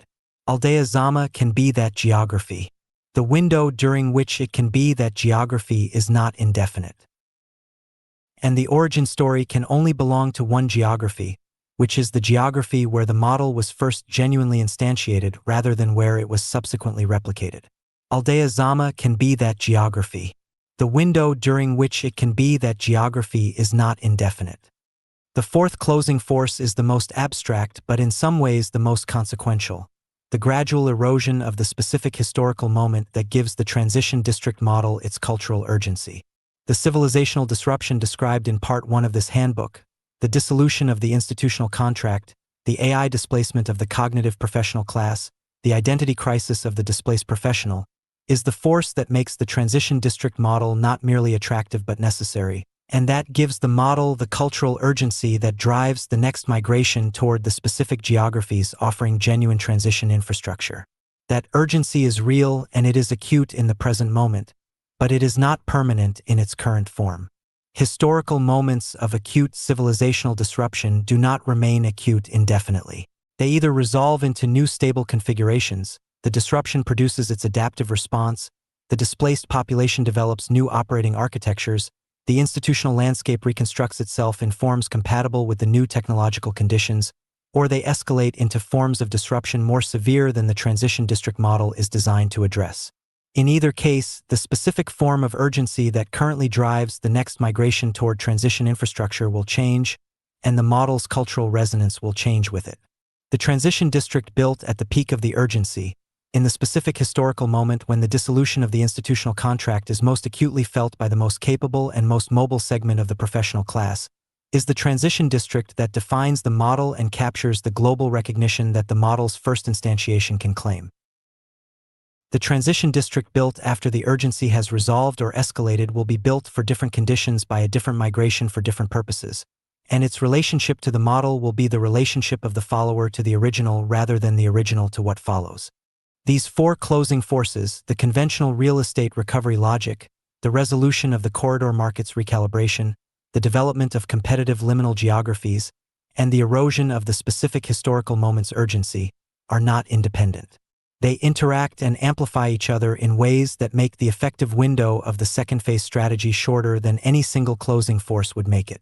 The conventional recovery logic, if it proceeds at the pace the stakeholders' financial pressures motivate, will fill enough of the district's commercial inventory with conventional tenants before the second phase strategy can demonstrate its model to eliminate the spatial resource that the demonstration requires.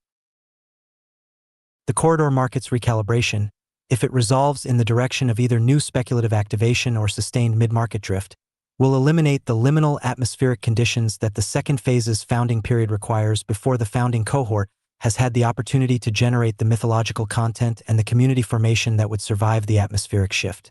The competitive geographies, if they develop their transition infrastructure at the pace the urgency of the next migration is motivating, will establish their governing vocabularies and their founding mythologies in the time that the second phase's hesitation creates, claiming the first mover advantage that the Tulum corridor's conditions currently make available. And the historical moment's urgency, if it resolves before the transition district model has been demonstrated at sufficient scale to generate global recognition, will produce a moment of missed cultural alignment that is not recoverable. The window of urgency that made the model culturally necessary will have passed, and the model will need to reinvent its cultural positioning for the different conditions that the urgency's resolution has produced. The interaction of these four closing forces produces a practical timeline for the second phase strategy's founding period that is not a precise calendar but a set of operational thresholds, points at which each closing force, if not intercepted by the second phase's progress, will begin to close specific aspects of the window irreversibly. The first threshold is the point at which the conventional recovery logic claims enough of the district's commercial inventory to make the pilot node demonstration of the second phase spatially unviable without stakeholder negotiation. a threshold that the second phase must preempt by establishing the experimental accommodation model with enough stakeholders before the conventional tenanting process fills the inventory that the model requires. The second threshold is the point at which the residual founding cohort's patience with the between times productive uncertainty gives way to the fatigue of a between time that has lasted too long without producing the institutional structures that would convert their commitment into something durable. A threshold that the second phase must preempt by generating the community formation apparatus and the weekly metabolism and the governance structures quickly enough to give the founding cohort a reason to remain that is institutional rather than merely atmospheric. The third threshold is the point at which a competitive geography establishes the governing vocabulary and the founding mythology that the Tulum corridor's conditions currently make available to ALDEA ZAMÁ first. A threshold that this handbook itself is designed to preempt, by publishing the governing vocabulary before any other geography can claim it, establishing the conceptual framework within which the model will be understood and evaluated before any competing instantiation can define the terms of the evaluation. The fourth threshold is the point at which the corridor market's recalibration resolves in a direction that eliminates the liminal condition. A threshold that the second phase must preempt by generating sufficient social proof and stakeholder commitment to make the second phase identity durable enough to survive the resolution of the liminal condition in whatever direction the market produces. The preemption strategy implied by these four thresholds is the sequencing logic that Part 6 of this handbook describes in operational detail for the stakeholder conversation and that Part 4 describes in operational detail for the weekly metabolism and the community formation. But the strategic logic of the preemption is worth articulating here in summary form, because it is the logic that explains the urgency of the founding period's operations without reducing that urgency to the kind of artificial deadline pressure that produces hasty action at the expense of quality. The urgency is real, but it is structural rather than arbitrary.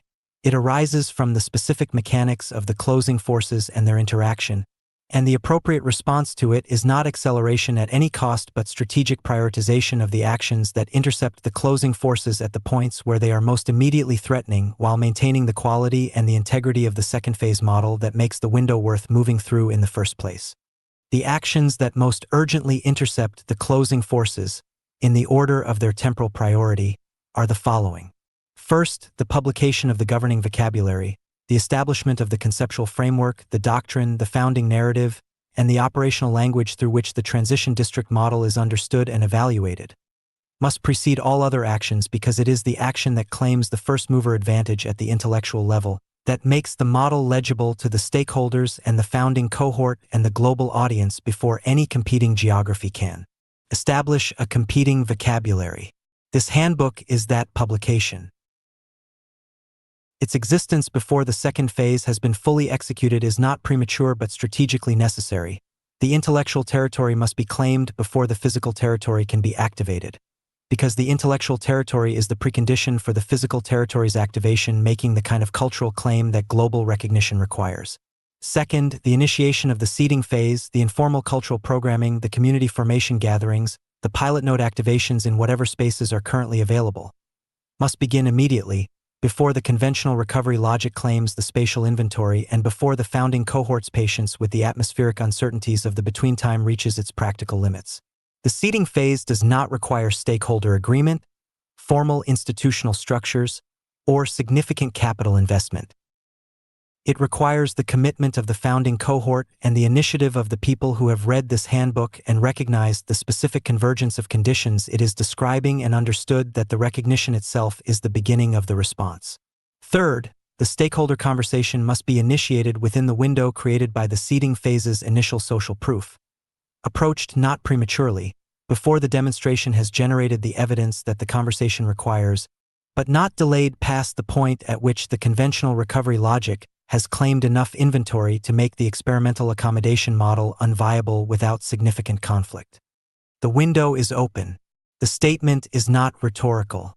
It is a precise assessment of the current alignment of the enabling conditions and the closing forces, based on the analysis of each that the preceding chapters of this handbook have developed.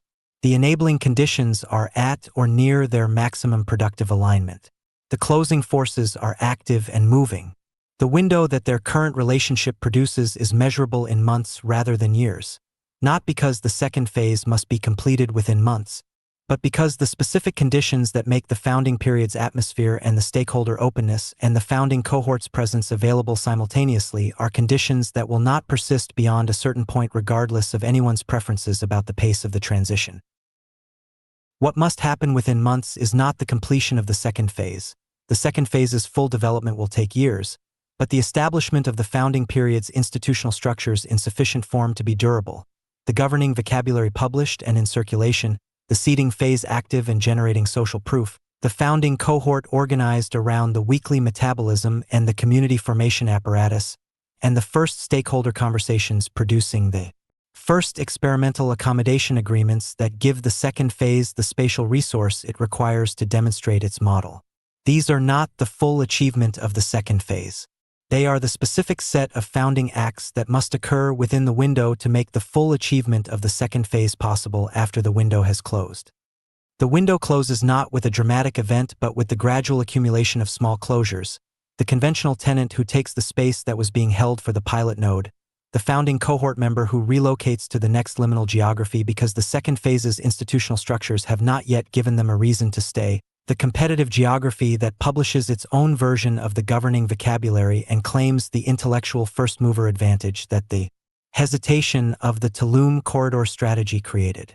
Each small closure reduces the window slightly, reduces the inventory available, reduces the cohort density, reduces the competitive advantage, and the accumulation of small closures eventually produces the condition in which the window has effectively closed even though no single dramatic event has formally ended the opportunity. This gradual closure is the most insidious form of strategic window closure because it does not produce the clear signal that would motivate urgent response. The window that closes dramatically, the market crash, the regulatory change, the competitive coup, produces a recognizable closing event that motivates the kind of urgent strategic response that prevents the loss from compounding. The window that closes gradually, through the accumulation of small and individually deniable closures, produces instead a continuous temptation to believe that the window is still fully open, that the small closures are reversible, that the time for action is still available in the measure that it was available before the small closures began accumulating. This temptation is the strategic trap that the second phase strategy must consciously resist, because the window's gradual closure is not reversible. The conventional tenant cannot be unleased, the relocated founding cohort member cannot be unrelocated, the competitive geography's published vocabulary cannot be unpublished, and the recognition that the closure is gradual rather than dramatic is not a reason for reduced urgency, but for the sustained urgency that prevents the gradual closure from reaching the point of effective completion before the founding period's institutional structures have been established. The closing of the window does not mean the end of the transition district's possibility. The district can be built after the window has closed, and some version of the second phase strategy will almost certainly be attempted regardless of whether the current window is used effectively or allowed to close through inaction. But the district built after the window has closed will be a different district from the one that can be built while the window is still open, different in its atmospheric foundations, different in its founding mythology, different in its stakeholder relationships, different in its competitive positioning in the global landscape of post-corporate transition geographies. The district built after the conventional recovery logic has claimed the inventory will be built on a spatial foundation of negotiated compromise rather than strategic initiative. The district built after the founding cohort has dispersed will be built without the specific human capital that the self-selected residual population represents. The district built after the corridor market has resolved its recalibration will be built in an atmospheric condition that is no longer the productive eeriness of the between time but some other condition, either the speculative energy of a new peak or the settled mediocrity of a partially recovered mid-market development, that is less atmospherically suited to the founding mythology the second phase requires. The district built after a competitive geography has established the governing vocabulary will be built as a follower rather than an originator, positioned in the global landscape of post-corporate transition geographies as the second instantiation of a model rather than the first, with all the reduction in cultural authority and global recognition potential that the second position implies. The window is open. The closing forces are operating. The founding period is now. These three statements together constitute the operational urgency of the second phase strategy, and they are statements not of anxiety but of precise strategic assessment, the assessment of a window-specific structure by people who have examined the enabling conditions and the closing forces with the kind of honest analytical attention that the district's own eerie atmosphere is designed to produce. The people who make this assessment and act on it are the people who move through the window while it is open. The people who make this assessment and do not act on it will make the same assessment again in a year or 2 years, from a position of reduced enabling conditions and advanced closing forces, and will find that the window they are assessing from that position is narrower, less atmospherically rich, less competitively advantaged, and less mythologically fertile than the window that was available when the assessment was first made and action was first possible.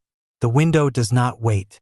It closes at the pace of the closing forces which are operating now, continuously and without regard for the pace at which the people with the capacity to move through the window are completing their assessment of whether to do so. The answer to that question is this handbook. The question of whether to move through the window has been answered by the act of writing it. The window is open. The time to move is identical with the time of reading. Part 2. The specific condition of ALDEA ZAMÁ Chapter 11. Narrative reactivation is not construction. The most persistent and most consequential misunderstanding of what the second phase requires is the misunderstanding that it requires construction.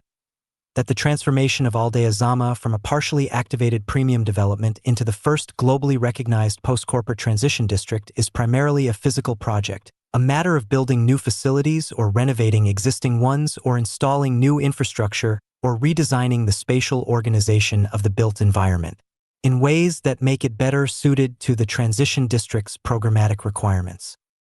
This misunderstanding is understandable in the context of the real estate development industry's dominant logic, which treats the built environment as both the primary instrument and the primary product of any development strategy, and which therefore defaults to physical intervention as the natural response to any gap between a built environment's current condition and the condition the strategy is attempting to produce. It is understandable in the context of the broader culture's tendency to treat the visible and the tangible as the primary evidence of the real, to believe that something is being built only when the building is physically evident, that a district is being transformed only when the transformation is legible in its facades and its footprints and its construction hoardings. And it is understandable, finally, in the context of the specific character of the gap this handbook has identified between what the first phase built and what the second phase requires, a gap that is so clearly a gap in the district's human and cultural infrastructure rather than its physical infrastructure that the natural response, for anyone who has not thought carefully about the specific mechanisms through which human and cultural infrastructure is actually produced, is to ask what physical construction would produce the missing human and cultural infrastructure, and to proceed from that question to the design of a facility or a program space or a cultural institution that could be built in the district to house the activities the second phase requires. The answer to that question is nothing. No physical construction produces human and cultural infrastructure. Human and cultural infrastructure is produced by human beings in sustained, committed, culturally organized relationship with each other and with a specific territory, over sufficient time and through sufficient shared experience to generate the mutual knowledge, the collective identity, the governing mythology, and the operational practices that constitute the infrastructure of a genuine community. The physical environment can support or impede this production, can create conditions that are more or less conducive to the social processes through which human and cultural infrastructure is generated, but it cannot produce it. This is the fundamental insight that the entire second phase strategy rests on, and it is an insight whose implications are both liberating and demanding. Liberating because it means the second phase does not require the capital investment or the construction timeline of a physical development project, and demanding because it means the second phase requires something that money cannot buy and construction cannot deliver, the sustained, voluntary, intrinsically motivated commitment of specific human beings to a specific project of community formation and cultural production in a specific place over a specific sufficient duration. What produces human and cultural infrastructure, what initiates the generation of the mutual knowledge and the collective identity and the governing mythology and the operational practices that constitute genuine community, is narrative. Not narrative in the sense of storytelling as a marketing instrument, which is how the concept is most commonly deployed in the commercial context and which is both the most reductive and the most corrupting interpretation of narrative's actual function in human social life. Narrative in the anthropological sense, the story that a community tells about itself, about what it is, where it came from, what it is for, what it values and why, and what it is moving toward, that constitutes the community's primary identity infrastructure, that organizes the community's diverse individual experiences into a coherent collective meaning, that transmits the community's essential character across generations of membership, and that makes the community legible to itself and to the world in ways that physical infrastructure alone can never accomplish, because physical infrastructure, however excellent, is mute. It presents itself to be interpreted rather than interpreting itself, and the interpretation it receives is always a function of the narrative framework within which the observer encounters it rather than an inherent property of the physical thing itself. The same building is a symbol of aspiration or a monument to excess or an instrument of gentrification or a prototype for the future, depending entirely on the narrative framework within which it is encountered. The same plaza is a thriving public space or an empty commercial development or a transitional zone or a founding site, depending entirely on the story that the community inhabiting it tells about it and about itself. The physical environment does not determine its own meaning. The narrative does. And the narrative, once established with sufficient clarity and sufficient cultural authority and sufficient reach in the communities whose interpretation of the district will determine its cultural trajectory, produces the interpretation of the physical environment that the strategy requires, produces it faster, more durably, and at a fraction of the cost of any physical intervention that attempts to communicate through constructed form what narrative communicates through language, image, publication, and the living demonstration of a practicing community. Narrative reactivation, in the specific sense this chapter is developing, is the strategic use of narrative to produce a new interpretation of an existing built environment, to establish, in the minds of the relevant communities and audiences, a different understanding of what a place is, what it is for, and what kind of life it is available for, that precedes and enables the physical and programmatic changes that will eventually make the new interpretation concretely visible in the built environment itself. It is reactivation rather than activation, because the built environment being reinterpreted already has a physical existence, already has the spatial grammar, the material quality, the aesthetic character, and the symbolic recognition that the first phase of its development produced. And the project is not to build those things from scratch, but to reframe the existing things in a new interpretive context that makes their potential for the second phase purposes visible in ways that the first phase narrative made invisible. And it is narrative rather than programmatic or physical, because the reframing occurs at the level of the story, at the level of the words and the images and the publications and the community demonstrations that establish the governing vocabulary and the mythological framework within which the district's existing physical qualities are reinterpreted, rather than at the level of the buildings or the program spaces or the facilities that the conventional development logic would propose as the primary instruments of the reactivation. The specific sequence of narrative reactivation, the order in which the actions of the reactivation occur and the mechanism through which each action enables the next, is the most important operational content of this chapter and the most directly actionable guidance the chapter provides. The sequence is not arbitrary. It is determined by the specific logic of how narrative produces human and cultural infrastructure, and any departure from the sequence, any attempt to accelerate the later stages of the sequence before the earlier stages have been completed, produces the characteristic failure modes of development strategies that mistake activity for progress and presence for community and programming for culture. The sequence begins with the publication of the governing vocabulary. This is the action that precedes all others, and its priority is not a matter of stylistic preference or intellectual vanity, but of operational necessity.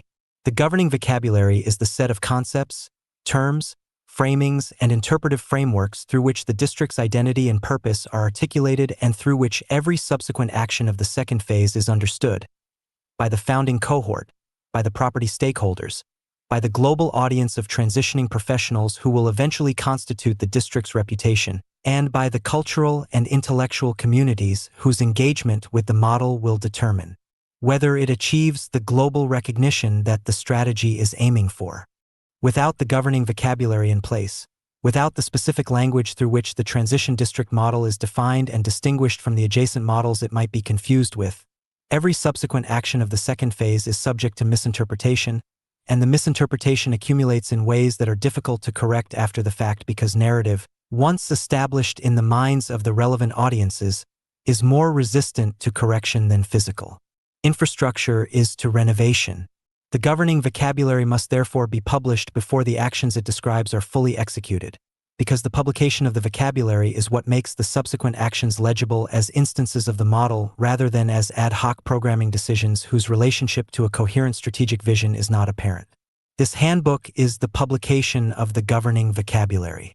Its existence before the second phase has been fully implemented is not premature. It is the first and most foundational act of the narrative reactivation strategy. The publication of the governing vocabulary produces, as its primary immediate output, the intellectual territorial claim that this handbook has described elsewhere as the founding act of the strategy. But it produces a second output that is equally important and less immediately obvious. It creates the discursive field within which the founding cohort can recognize itself. The people who will constitute the founding cohort of the transition district second phase are not, in the main, people who are waiting for an invitation to join a project that has already been defined by someone else and that they are being asked to participate in as members of an established program. They are people who are looking for a framework that articulates what they are already doing, or what they sense they should be doing, or what they have been trying to do without the conceptual language that would make their doing intelligible to themselves and to others as a coherent project rather than a collection of individual experiments. The governing vocabulary provides that framework. It gives the people who encounter it the specific language through which they can recognize their own condition, the institutional dissolution, the identity without architecture, the operational sovereignty they are attempting to construct, as a historically significant condition rather than a merely personal one, and the specific framing through which they can understand their own geographic movement and their own choice of ALDEA ZAMÁ as a historically significant act rather than a merely individual lifestyle decision. The governing vocabulary is, in this sense, an instrument of community self-recognition, a publication that produces its audience by giving the audience the language through which to identify themselves as the audience it was written for and the community it is calling into being. The second stage of the narrative reactivation sequence is the seeding of cultural presence, the initiation of the informal, low-capital, high-visibility activities that begin to make the governing vocabulary visible as a living practice rather than a merely intellectual proposition. The seeding stage is the point at which the narrative moves from publication into demonstration, at which the words of the governing vocabulary begin to find their embodiment in specific actions, specific gatherings, specific productions, and specific community formations that give the vocabulary its operational content and its atmospheric resonance. The seeding stage does not require stakeholder agreement, institutional structures, formal governance, significant capital investment, or the full activation of the weekly metabolism that the district's eventual second phase identity will produce. It requires the initiative of the founding cohort's most committed members, acting within whatever spaces and with whatever resources are currently available, to begin producing the specific quality of cultural presence that the governing vocabulary describes. The Tuesday evening gathering in whatever shared space is available. The first NFP produced on a kitchen table and distributed by hand to the people in the district who will understand what it represents. The first Wednesday night projection, low-tech, improvised, using whatever surfaces the Erie district's vacant storefronts offer, that makes the myth-making function of the parallel civilization night visible as a practice rather than a description of a practice. The first transition dinner in the restaurant that is willing to host it, with the 8 people who are already in the district and already doing the informal version of the transition work that the dinner formalizes. These actions are not preliminary to the second phase. They are the second phase's founding acts, the specific, concrete, observable demonstrations that the governing vocabulary is being lived rather than merely published, that the transition district is not a concept awaiting implementation but a community already in the process of forming. The seeding stage's primary product, beyond its intrinsic value as the initiation of the community formation process, is social proof, the visible, documentable evidence that the governing vocabulary's description of the transition district corresponds to an actual community, an actual practice, and an actual atmospheric transformation of the built environment, rather than to a theoretical model awaiting the resources and the institutional support that would make its implementation possible.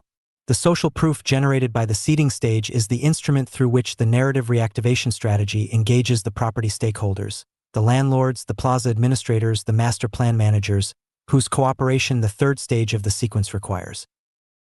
The social proof must precede the stakeholder conversation because the stakeholder conversation is not primarily a negotiation about terms and conditions. It is a demonstration of a reality that the stakeholder is being invited to host and to support, and the demonstration must be real before the invitation can be credible. The stakeholder who is shown documentation of a living, active, culturally productive community that is already operating in the district, who sees the photographs, the publications, the attendance records, the media coverage, the social media presence, the qualitative testimony of the participating professionals, is a fundamentally different stakeholder from the one who is presented with a concept paper and a financial projection for a community that does not yet exist. The first stakeholder can evaluate evidence. The second stakeholder can only evaluate promises.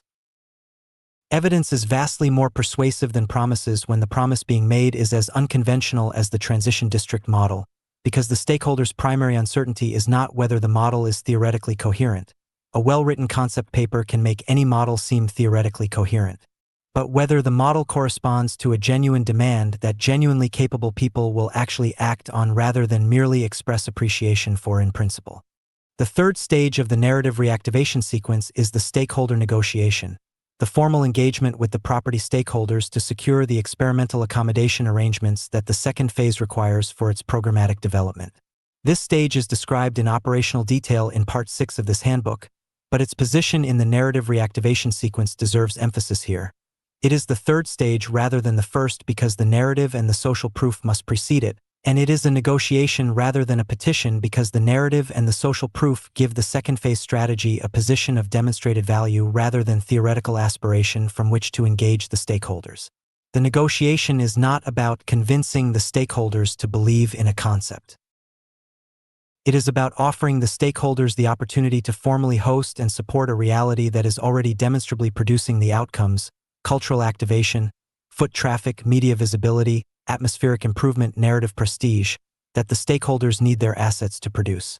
The power dynamics of this negotiation are significantly more favorable to the second phase strategy than the power dynamics of a conventional development pitch, because the second phase strategy enters the negotiation with evidence of value creation already in hand, while the conventional development pitch enters with projections of value creation that remain to be demonstrated.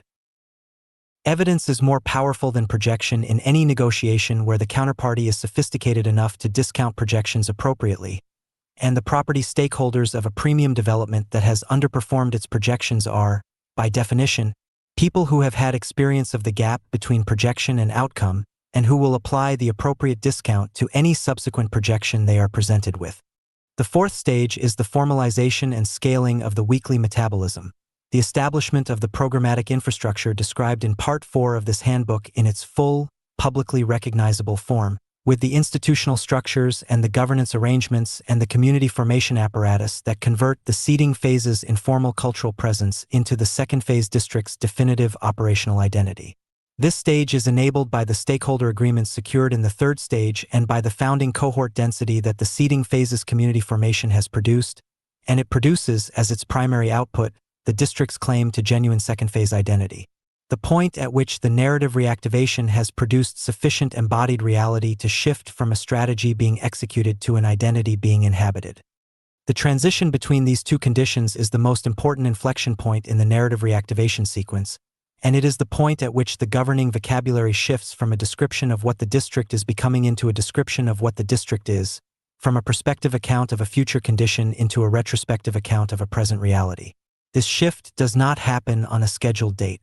It happens when the cumulative weight of the community's actual practice, its documented productions, its demonstrated relationships, its visible daily life, its growing reputation in the global communities from which the next migration is being drawn, exceeds the threshold at which the governing vocabulary's description of the district is more accurate than any alternative description, and at which the district's identity as a post-corporate transition district is more definitionally established than any competing characterization of what the district is.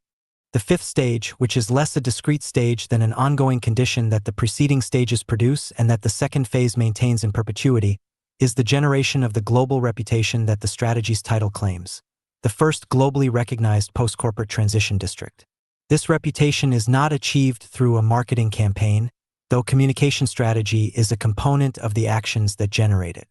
The narrative reactivation strategy does not generate the global reputation directly. It generates the community and the practice from which the global reputation emerges as an inevitable consequence of sufficient practice sustained over sufficient time at sufficient quality. The narrative reactivation strategy does not generate the global reputation directly. It generates the community and the practice from which the global reputation emerges as an inevitable consequence of sufficient practice sustained over sufficient time at sufficient quality. The contrast between narrative reactivation and construction can be drawn more precisely by examining what each approach requires, produces, and cannot produce. Construction requires capital, time, technical expertise, regulatory approval, and the physical transformation of the built environment as its primary instrument.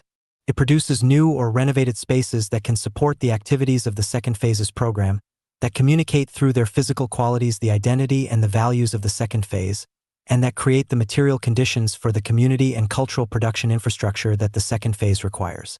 What construction cannot produce, regardless of the quality or the ambition of the physical transformation it achieves, is the community itself, the living network of genuine human relationships, accumulated mutual knowledge, operational practices, and shared mythology that gives the second phase district its identity and its cultural authority.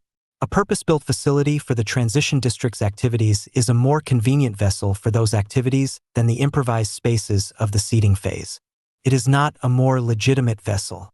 Legitimacy, in the context of a community whose cultural authority depends on the authenticity of its origins and the genuineness of its practice, is not produced by the quality of the physical facility. It is produced by the quality of the human relationships, the honesty of the operational practices, and the depth of the governing mythology, and these are products of the narrative reactivation sequence rather than the construction sequence.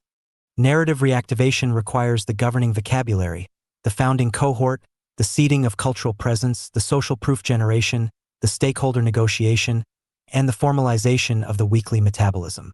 It requires, as its primary capital, the intellectual sovereignty of the people who generate the governing vocabulary and the social commitment of the founding cohort who embody it in practice. These are not free resources. They require the sustained investment of time, energy, and creative intelligence by specific people who are committed to the project. But they are resources whose value is not primarily financial and whose production is not primarily a function of capital investment. The governing vocabulary is produced by the intellectual work of the people who have the specific combination of analytical capacity, civilizational awareness, and operational experience that makes the articulation of the model possible. People who are available in the founding cohort because they are precisely the class of people that the next migration is producing and that the district's specific atmospheric conditions are attracting. The social proof is produced by the community formation work of the founding cohort's members, each of whom contributes to the visible, documentable reality of the second phase's practice through their participation in the seeding phase's activities that cost nothing beyond the commitment of their time and the application of their genuine capability to the specific tasks the activities require. The stakeholder negotiation is made possible by the social proof, which means its primary capital is the demonstrated reality that the seeding phase has produced rather than the financial terms that a conventional real estate negotiation would require. The formalization of the weekly metabolism is made possible by the stakeholder agreements and the founding cohort density that the preceding stages have produced, which means its capital requirements are proportional to the scale of the programming rather than the scale of any physical construction. The cost advantage of the narrative reactivation approach over the construction approach is significant and is worth stating plainly in the context of a discussion that might otherwise seem to be avoiding the question of resources by treating narrative as a cost-free alternative to physical investment.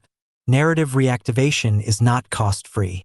The production of the governing vocabulary requires the intellectual labor of people whose time and capability have genuine economic value.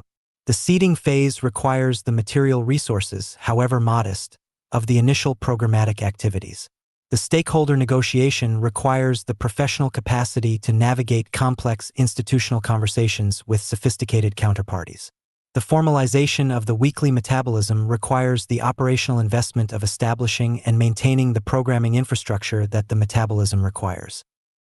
These are real costs, and they must be honestly accounted for rather than treated as negligible in the enthusiasm for the elegance of the approach.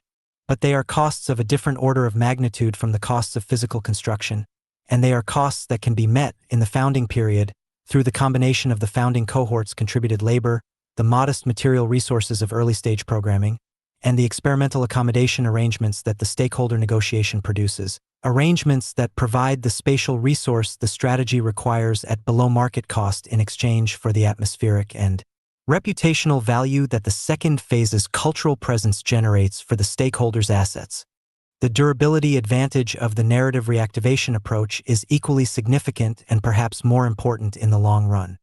Physical construction produces a durability that is the durability of materials, the durability of the stone and the concrete and the wood that resist the pressure of time and weather and use. Narrative reactivation produces a durability that is the durability of culture, the durability of stories and practices and relationships and mythologies that are transmitted across generations of community membership and that survive the physical transformations of the built environment that houses them. The transition district built primarily through physical construction is as durable as its materials. The transition district built primarily through narrative reactivation is as durable as its culture, and cultures, when they are genuinely produced rather than merely performed, are more durable than any physical construction, more resistant to the closing forces that this chapter's predecessor identified as the primary threats to the window of the second phase opportunity, more capable of surviving the resolution of the liminal condition that produced the founding period specific atmospheric quality, and more able to maintain the governing vocabulary and the community formation apparatus through the changes in built environment and economic condition and demographic composition that any genuine community undergoes over a sufficient duration. The historical evidence for the narrative reactivation approach's effectiveness, relative to the construction approach, is substantial and draws from a range of contexts that share the essential structural features of the second phase strategy situation. The reinterpretation of an existing built environment through the overlay of a governing narrative and a practicing community, rather than the transformation of the physical environment through construction. The bohemian quarters of European cities that became cultural centers through the accumulation of artistic and intellectual communities in spaces that were available because of their undervaluation by the dominant commercial real estate market, rather than through the purpose design of cultural facilities. The academic and intellectual communities that established themselves in residential buildings and former commercial spaces before the institutions that now occupy purpose-built facilities were capitalized and organized. The creative districts in cities across the world that became globally recognized cultural destinations through the organic accumulation of cultural production in spaces of undervalued but physically genuine quality, before the recognition attracted the capital investment that produced the purpose-built cultural infrastructure that subsequent generations of visitors encountered. In every case, the narrative preceded the physical transformation and enabled it. The story of what the place was becoming was told before the place had fully become it, and the telling of the story attracted the community whose practice made the story true, and the community's practice generated the reputation that eventually attracted the capital that produced the physical transformation that made the story's original vision permanently visible in the built environment. The sequence is consistent across these historical examples because it is determined by the logic of how human and cultural infrastructure is produced rather than by the specific historical and geographic conditions of any particular case. The story precedes the practice because the story is what makes the practice coherent and the practice makes the story true. The practice precedes the formal institution because the formal institution is the organization of a practice that is already generating value rather than the creation of a practice ex nihilo through institutional design. The formal institution precedes the physical facility because the physical facility is the accommodation of an institution that has already demonstrated its value and its permanence rather than the vessel for an institution whose value remains to be demonstrated. And the physical facility, when it eventually arrives, is not the cause of the place's cultural identity. It is the consequence of the cultural identity that the narrative and the practice and the formal institution have already produced. The cause is always the narrative. The cause is always the story that was told first, that attracted the people who embodied it, that produced the practice that made it real, that generated the reputation that made the physical investment worthwhile, that eventually transformed the physical environment in ways that made the narrative's original vision permanently legible in stone and wood and glass. Narrative reactivation is not a preliminary phase of a development strategy that eventually produces physical construction. It is the primary strategy, of which physical construction is eventually a consequence. The specific application of this logic to ALDEA ZAMÁ's second phase produces a set of practical implications that this chapter should close by stating explicitly, because the abstract argument of narrative reactivation's priority over construction can seem, without the practical implications, like an intellectual preference that leaves the operational questions unanswered. The first practical implication is that no physical construction is required to initiate the second phase, and no waiting for capital resources adequate to physical construction is warranted as a precondition for the strategy's beginning. The strategy begins with the publication of the governing vocabulary, which this handbook constitutes, and the initiation of the seeding phase, which requires the initiative of the founding cohort's committed members rather than the approval of any capital allocation process. The second practical implication is that the experimental accommodation model, the temporary activation leases, the rotating cultural occupation, the pilot node partnerships, is not a compromise strategy adopted in the absence of the resources for a more complete physical intervention. It is the strategically optimal approach to the spatial resource question, because it provides the spatial resource the strategy requires at the cost that is appropriate to the founding period stage and scale, and because the improvised, temporary, adaptive use of existing spaces is more atmospherically consonant with the liminal quality of the founding period than any purpose-built facility would be. The Erie District is the right container for the founding period. The purpose-built facility, if and when capital resources eventually make it available, is the right container for the full development period that follows. The narrative reactivation strategy uses each container at the stage for which it is appropriate, rather than waiting for the later container before initiating the earlier stage.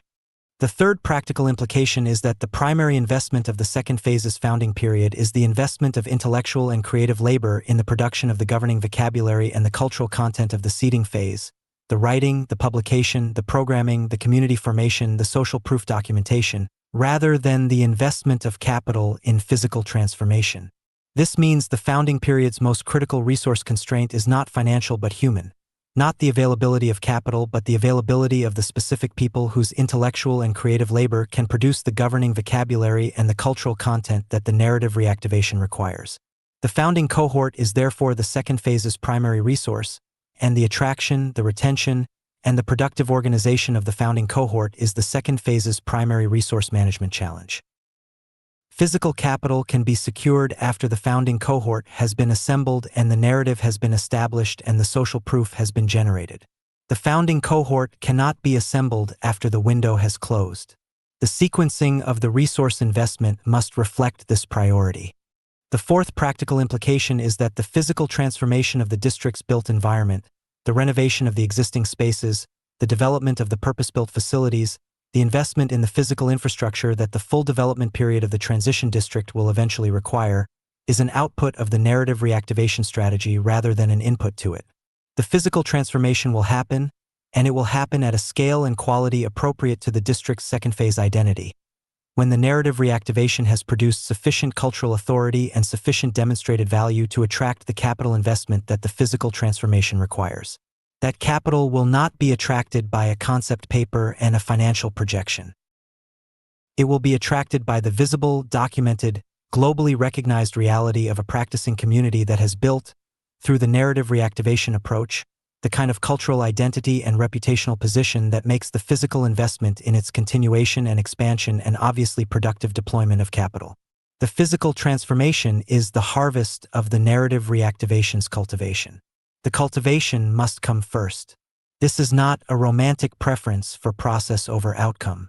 It is the operational logic of how cultural capital, once genuinely generated, eventually attracts financial capital, always in that order, never in the reverse.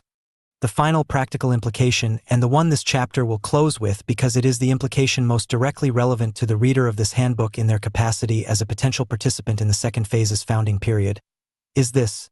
The narrative reactivation of ALDEA ZAMÁ began with the writing of this document, and it continues with the reading of it, and it advances with every subsequent action taken by every person who reads it and recognizes their own condition in its description of the transitioning professional, or their own geographic reality in its description of the liminal district, or their own potential contribution in its description of the founding cohort's specific requirements.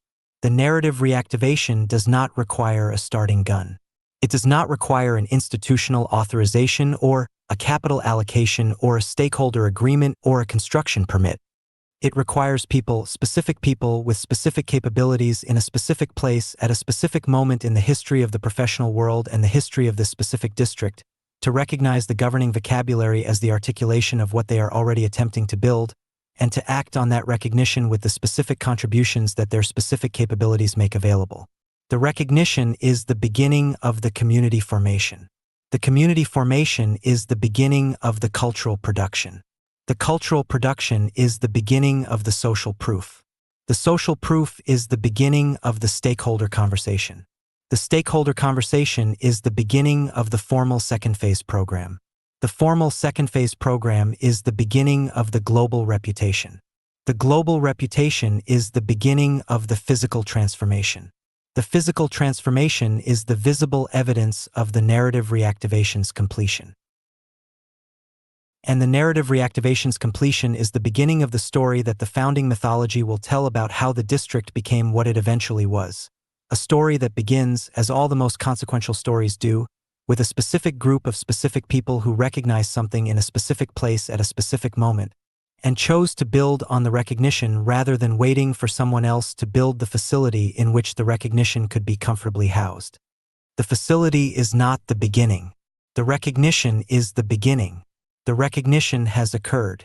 The narrative reactivation has begun. Part 3, The Architecture of Arrival, begins with Chapter 12, 2 Operating Systems, 1 Territory. At PayPal, me/Martin Chartrand. Subscribe now. Substack note, Part 2. The specific condition of ALDEA ZAMÁ. The architects were not wrong. They built something of genuine quality. The spatial grammar is sound. The material palette is honest. The relationship to the jungle, the way the biological world presses against the stone, the way the canopy negotiates with the roofline, the way the pedestrian corridors produce the specific kind of accidental encounter that no vehicular development can manufacture, is genuinely considered and genuinely achieved. The first phase of ALDEA ZAMÁ produced a built environment of real ambition and real aesthetic intelligence. That is not in dispute. What is in dispute, what Part 2 of this handbook examines with the specific analytical attention that the distinction deserves, is whether the first phase produced a place. It did not. It produced something rarer and, at this precise historical moment, more strategically valuable than a fully activated place. A shell of genuine quality in a condition of genuine liminality, suspended between the completed logic of its first phase and the undetermined logic of its second, carrying in every surface and every considered spatial transition the evidence of its own ambitions for itself while those ambitions remain, for the moment unrealized at the density and the depth the design anticipated. That condition has a name. The anthropologist Arnold van Gennep identified it in his analysis of rites of passage. Victor Turner elaborated it into one of the most productive frameworks in the social sciences. The literary theorist Mark Fisher recognized it in the specific atmospheric quality of built environments suspended between uses, between identities, between the completed past and the unconstructed future. They called it liminal. They identified it as the condition in which genuine transformation, not the performed version, not the retreat industry version, not the 3-day workshop version, actually occurs. ALDEA ZAMÁ is liminal. The semi-occupied plazas, the vacant storefronts that frame nothing, the considered pedestrian corridors at a fraction of their anticipated density, these are not evidence of failure. They are the material conditions of the between time, the specific atmospheric quality of a place that has completed one phase of its existence and has not yet determined what the next phase will be. And the between time, as this handbook argues at length and with operational precision, is not a problem requiring rapid resolution. It is a strategic asset requiring deliberate use. 5 chapters. 5 distinct arguments, each building on the last.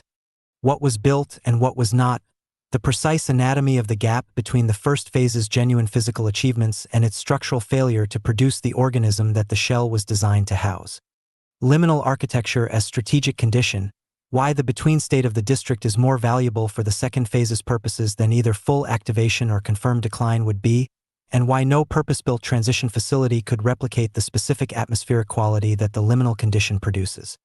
The eerie and the useful on the specific atmospheric quality of a built environment that was designed for a life that has not fully materialized in it, and why that quality is the most powerful mirror available to the class of people the district is now positioned to receive. People who are themselves between identities, between operating systems, between the institutional self that was and the sovereign self that is being constructed. The window and why it closes, a precise analysis of the 4 closing forces that are operating continuously on the district's current strategic conditions, the specific thresholds at which each force begins to close specific aspects of the opportunity irreversibly, and the operational urgency that the interaction of these forces produces for the second phase strategy's founding period. Narrative reactivation is not construction.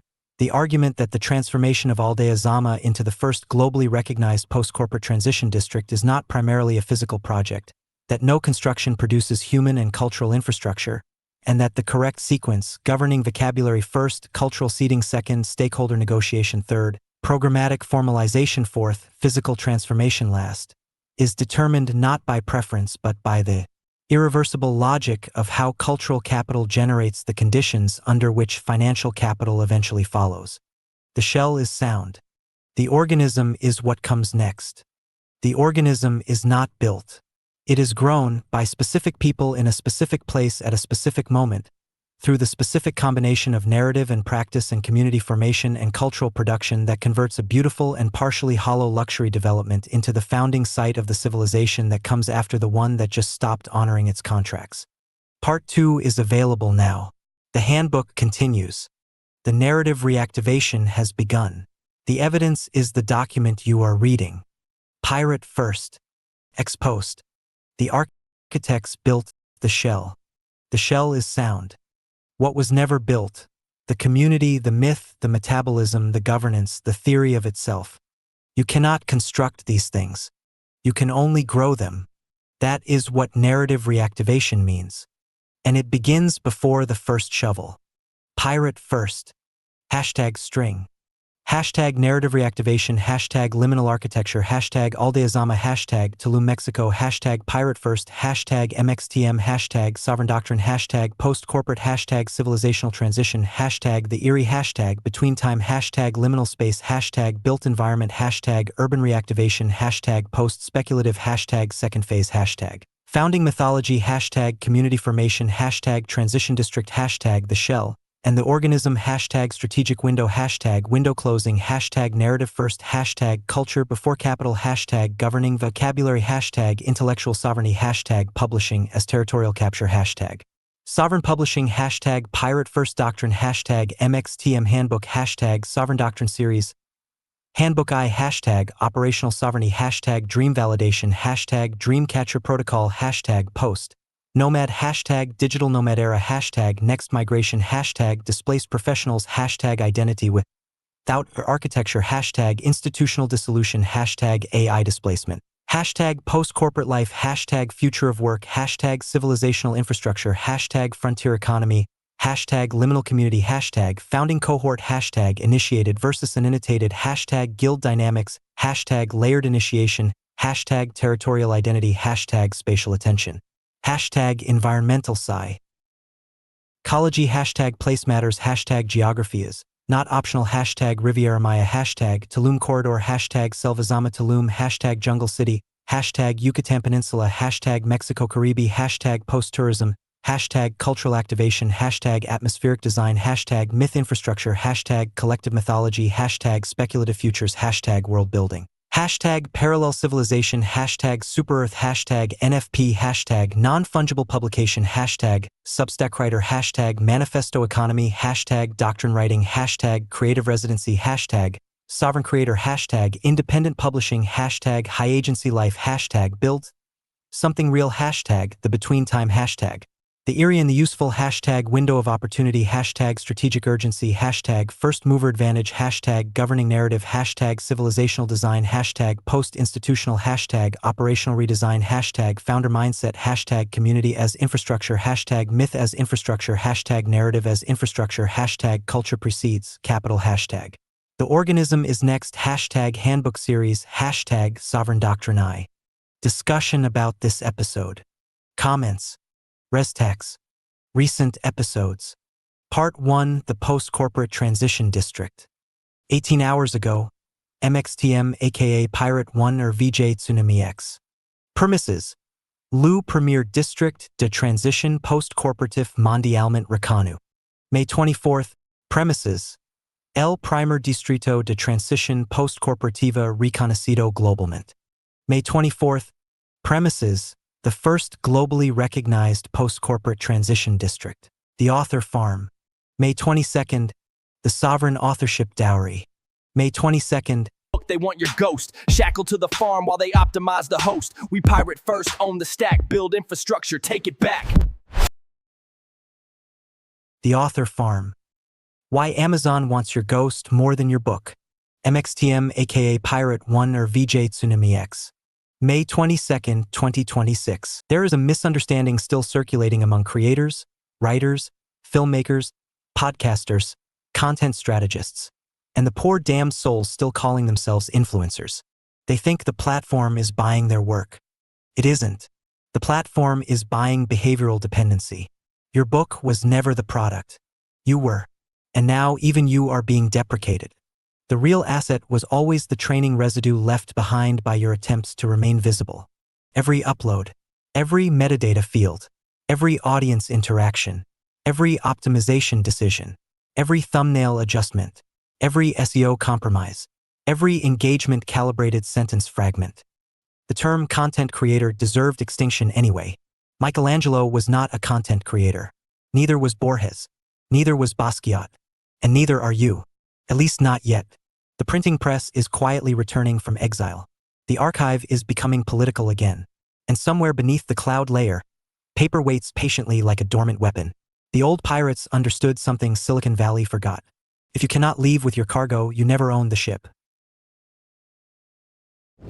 The cage is unlocked, but we choose the bars. Renting our lives, forgetting the source. We are the sovereign authors of this digital verse. Reclaim the dowry, break the curse. This is the doctrine. The post-platform era demands sovereign authorship. Build the stack. Own The sovereign authorship dowry. Doctrine for the post-platform era. NFPs are here, signed, priced, split, and anchored to a living page. And This isn't just a token. It's ownership, not access. It's time to take back the real world. The non-fungible print, NFP. Paper strikes back. May 5, 2026. There's a quiet mistake humming through the last decade of digital ownership. We were told the token was the thing, that ownership could float, pure, abstract, unburdened by matter. And then the market blinked. Not because the idea was wrong, because it was incomplete. Closing line. I didn't bypass the system. I withdrew dependence from it and issued my own layer. Because my real power move here is not just issuing NFPs, but making it a format that others start copying. You flex a hash, I flex a relic. My new track #PaperOverPixels is for the pirates navigating the narrative capture. No gas, no gate, just wait. Ownership isn't a link. It's an NFP vision. #hyperreality, #post-NFT, #NFP, #organic house, #pirate first. Full-length version. mxdm.substack.com/p/paper-over-pixels-nfp-anthem-v1. Paper over Pixels on YouTube. yeah, Priced, split, and anchored to a living page. No wallets, no chains, no disappearing links. Just a claim you can hold and a deal you can read. Front, the signal. Back, the terms. Between them, no ambiguity. This isn't a drop. It's issuance. Not a print. Position. MXTM Studios, Sovereign Residency and Cultural Partnership Proposal.